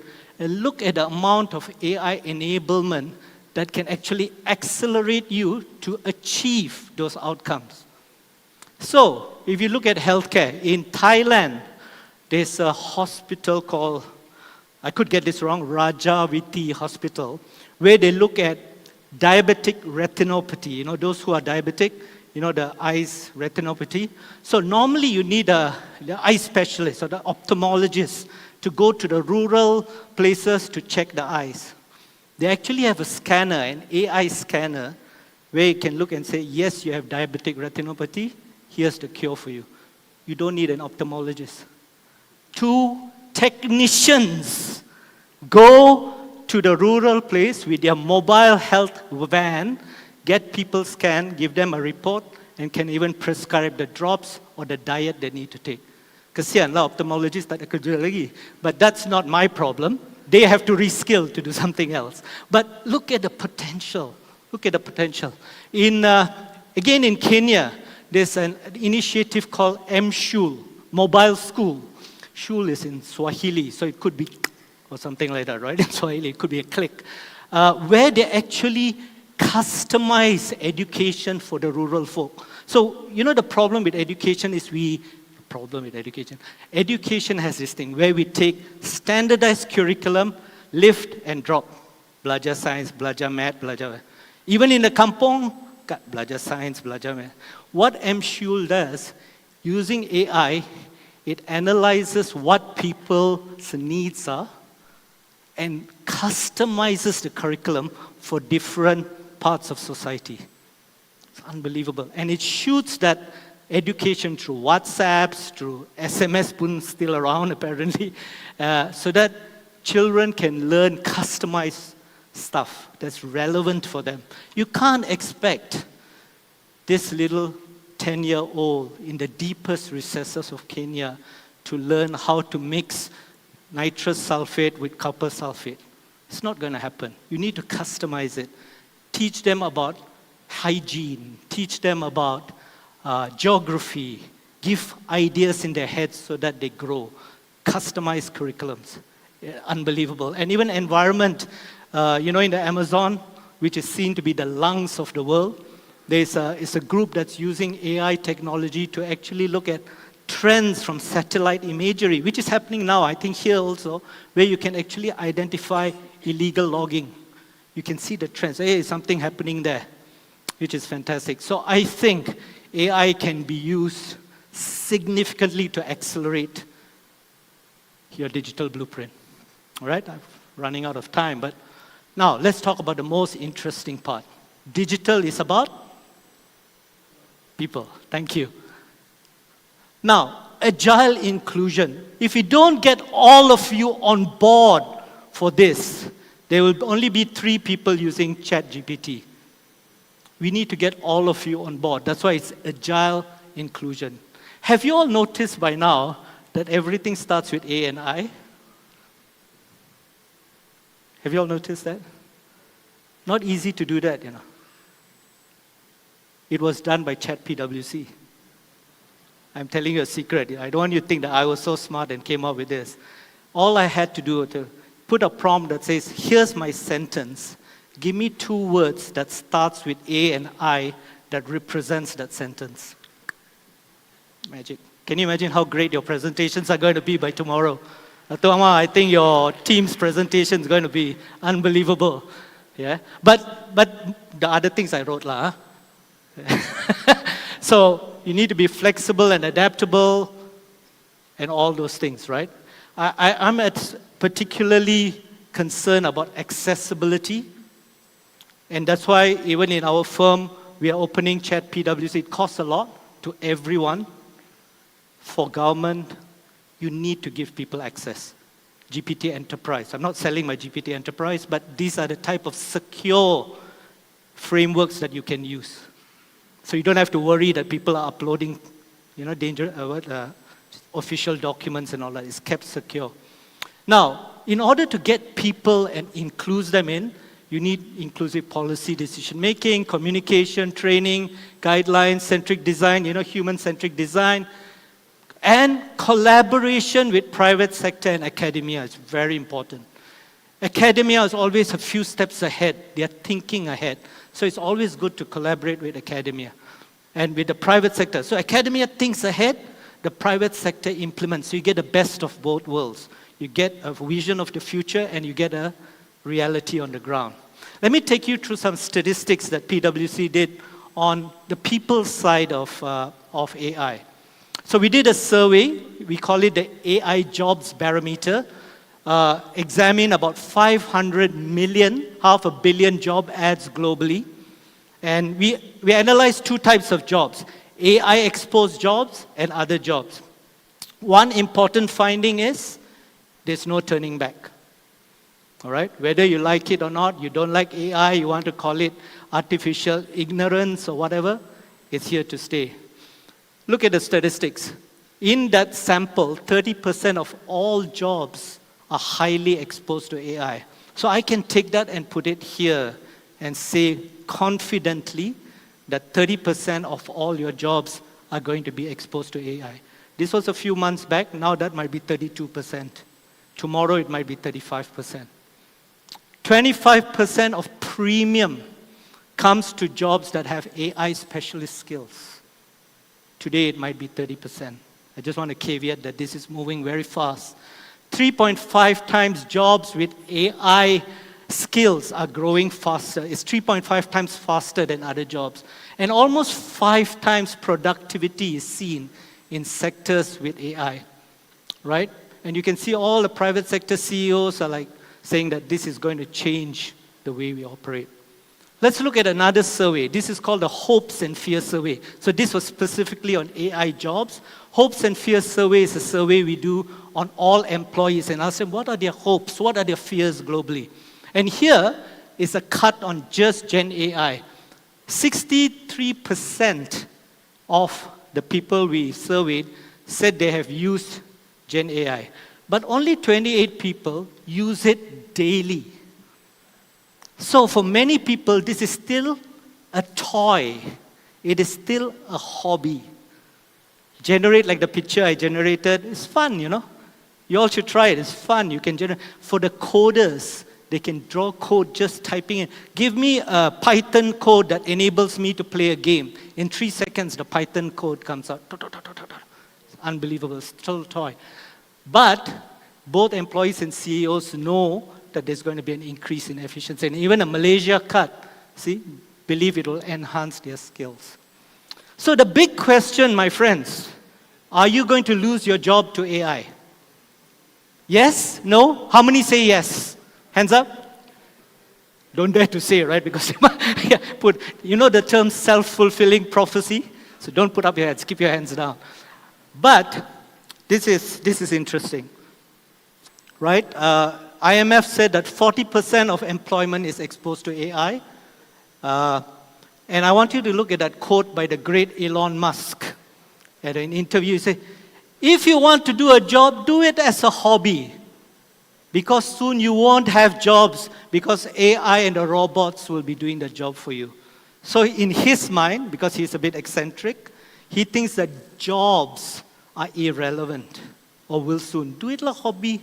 You want to write a report, that's a game for you because the AI and the robots can do it better than you anyway. That's very extreme, but you know Elon, right? He's a futurist. Now, these are the jobs most impacted by AI. Technology jobs, admin, finance, legal, lawyers. Any legal background people here? Have you written your resumes? Sorry, I can't say that. I come from a family of lawyers. I remind my brother and sister that they can't. But you know, some people say this. They say all these jobs, yalla, but musicians, you know, singers, artists won't go out of a job. But you know, with multimodal Gen AI, multimodal means different types of modes. Voice, audio, video, visioning, talking, robots, even marketing, advertising, entertainment is now at risk. Have you all read about how AI is being used in the Olympics? Are you all following the Olympics? You should. There's so much AI being used in the Olympics today that you don't know. You know that cameras that suddenly zoom in? There's an AI engine at the back that's predicting where the next action point is going to be in the field or in the swimming lane. That's why you get very fast. The guy digs his nose like that, but zoom. You know, because he was going to be the winner. It's predicting. Sometimes it predicts wrong. Now, I'm just exaggerating, but it is a lot. In fact, AI in Paris is being used for security. Yeah, because there's a lot of security issues. So the cameras and all are predicting where this guy looks a bit fishy, he's carrying a little knapsack, you know, and all these things are happening in the background. So it's crazy stuff. So, will you lose your job to AI? The famous saying is this: chances are you won't lose your jobs to AI, but you will lose your jobs to the person using AI. So, if I'm using AI, my good friend Isa there, who is a HR expert, is going to lose his job because he is not using AI. Time to load it up, Isa. All right, so that's the people. And in the last few minutes, risk. This is a big topic. Very exciting, huh, so far. Now I'm going to bring you down. The reality check. Look at all this stuff happening in the background on risk. World's biggest music label. That's ABBA, by the way. For us Gen Xers, we know ABBA. For all you young people, you're wondering who are these guys and girls. Frauds. Did you hear about this one? This is unbelievable. So, this employee sits in a meeting, there's a conference call, and he hears his CEO on the conference call. And he hears his CFO on the conference call. Sounds like them. And he's having a conversation with them. And the CEO says, yes, I think you should release a $25 million check. I approve it now. Please do it. And he signs it off. It was AI talking to him. True case. Scary, eh? Scary. And Workday, which is a very famous HR tool, HR software tool, it is being sued because of bias. So the CVs and resumes that are coming in, because AI is learning, there's always a bias. What is that bias? The bias is always male-driven. Because in the past, we give jobs to men first. So the AI thinks that's the right thing to do. When the female CVs come, say, that one, wait, we prioritize the male one. Now they're in trouble for that sort of bias. So AI has a lot of weaknesses, which we need to. You all didn't notice this when I showed the example just now. I want to ask you just now, I forgot. You know the one where you take the picture from my handwritten notes? It actually made a lot of mistakes because it couldn't read. So there was something called ISO 28000. It read it as EBO 28000. So you still need to look at it. So you won't run out of a job yet. All right? So there are quite a lot of challenges that we need to do. And that's why it's very important to have something called a responsible AI framework. And this is the framework. You don't have to read it. You can just go into Google or you can type in PwC and whatever. You need to have the strategy, controls, responsible practices, core practices. And this must, I repeat, must be embedded in any organization or sector that is using AI because it is open to abuse. Regulation is coming up. How many of you have heard of the EU AI Act, which was just passed last July? Very, very forward-looking act, which I think many countries are going to follow, including us. We are looking at it. I spoke to the Minister of Digital that day, and he said, this is something we want to do. What does it do? In a nutshell, it's a risk-based act. It says there are 4 levels of risk for AI, from low risk to unacceptable risk, and in between. Unacceptable risks are those sort of AI that can manipulate people, that can impede them from discharging their rights. Scary that AI can do that. Low risk are all those games you play. High risk is like healthcare apps. And when it's high risk, it must go through a very stringent process before it is released to the public. And they make it so stringent that if you don't adhere to it, the penalties are 6% of EU companies' global revenue. Up to 6%, that's a lot. And because of that, Meta and OpenAI decided not to roll out their latest AI offerings in the EU. Because they say, hey, hold on, this is too dangerous for us. So my message is regulation is very important. But remember, regulation can also impede innovation. That balance is what we need to do, right? We need to have regulation, keep an eye on it, but we need to also allow innovation to grow. Don't let it impede you and say that, can't do this, can't do this, can't do that. Everyone will give up and go to Sabah, you know? So we can't do that. I'm a Sabahan, by the way, so I just say that tongue-in-cheek. So important stuff, right? Now, let's close off. I've got red lights flashing here telling me to stop. So, envision, gentlemen and ladies, the Sarawak of the future with AI. Remember the picture I gave you? Envision predictive citizen services. Oh, I love this. Cradle to grave services. Sarawak, the first to launch in Malaysia, in the region, where everyone, every Sarawakian is caretaken by the government from cradle to grave. Services are pushed to you on a predictive basis. When you are about to go to university, you get a message saying, here are your options. Here is your results. I matched it for you. I think you should go to Warwick for economics because you're very good at that. When you come back, say, here are your job options, right? For you, I think you should go and be an AI activist because you've used it a lot. For you, I think you will never get a job because you didn't pass any exams. No, I'm just joking. But that sort of services. Then when you get old, for me, my biggest topic for healthcare is aged care, right? I had old parents. I found it so difficult. We need better aged care. When you're old, say, here are your options. You don't have to depend on your children anymore. These are the things you can do. Total life-changing experiences. Sarawak can be the first to do that. That's the vision for you all, right? And then aid and resources. You guys have such a geographically disparate state. Let's make sure that we can predict communities that might be impacted before it happens. Going to be a flood there. Look at the rain patterns. Send our trucks over. The food goes in. The water goes in. Fantastic. We are ahead of the curve. And various other things. Envision it. If you don't envision it, it just becomes another toy, like me drawing pictures with it. But when you envision the benefits of it and what Sarawak can do with it, it is unbelievable. This is the art of the possible. And to do that, ladies and gentlemen, we need to leapfrog. Don't wait for the Rwandas and the Kenyas to leapfrog us. We need to leapfrog. We need to improve delivery model. My biggest pet peeve is execution capability. We need to train our people here in this room. I'm sorry, I'm being very forward about this because I've seen it fail because of this. How to execute catalytic projects. There is a technique to issue. You need to be able to manage stakeholders. You need to get into the mindset of program managers. You need to be able to drive it from a digital angle. Execution capability, uplift is critical. And then we talked about ethics and people imperatives. So, I'm going to close off, but I'm going to ask you a question. Do you all think you will survive in the age of AI?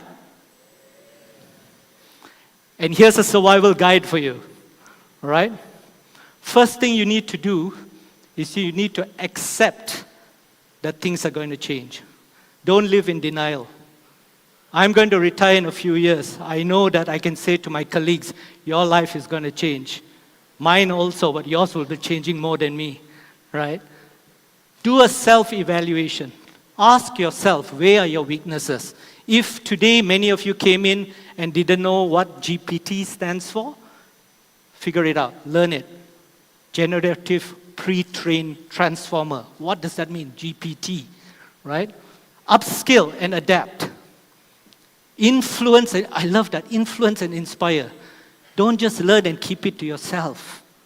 Influence, be change agents. Once you learn something, share it.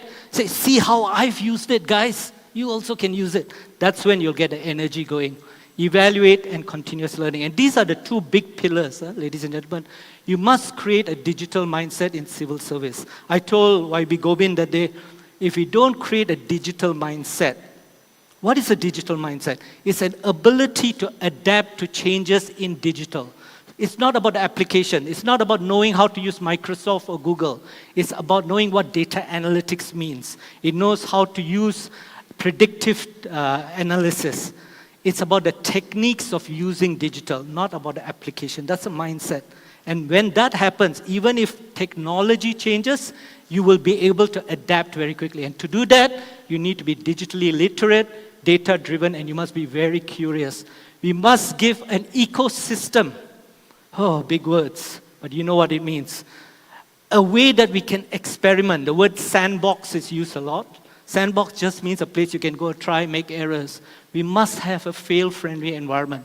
I'm going to leave you with this. Have you all heard of the phrase tone from the top?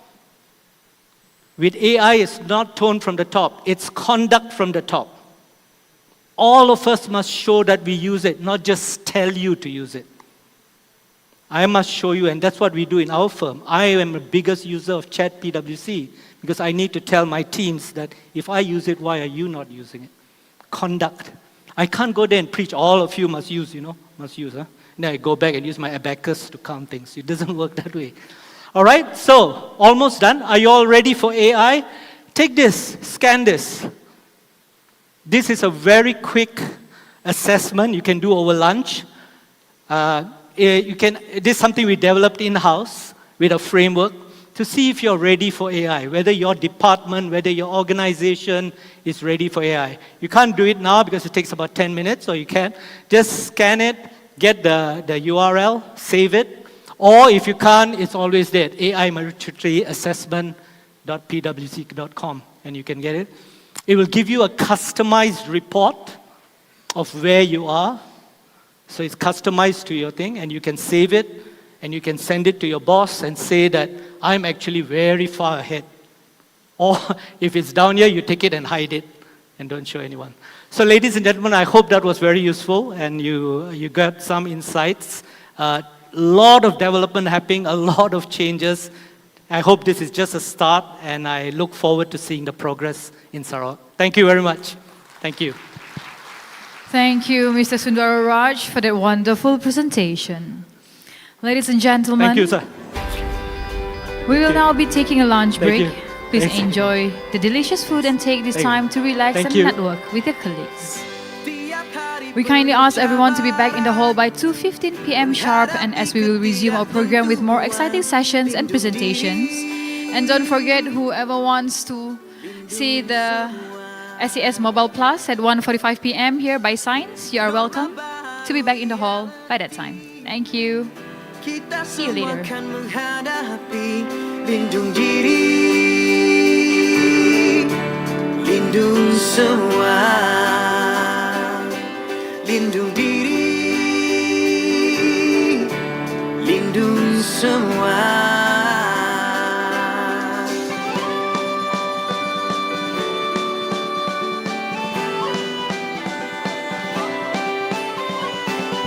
Perjuangan demi negara, capai kejayaan bersama, lindung diri.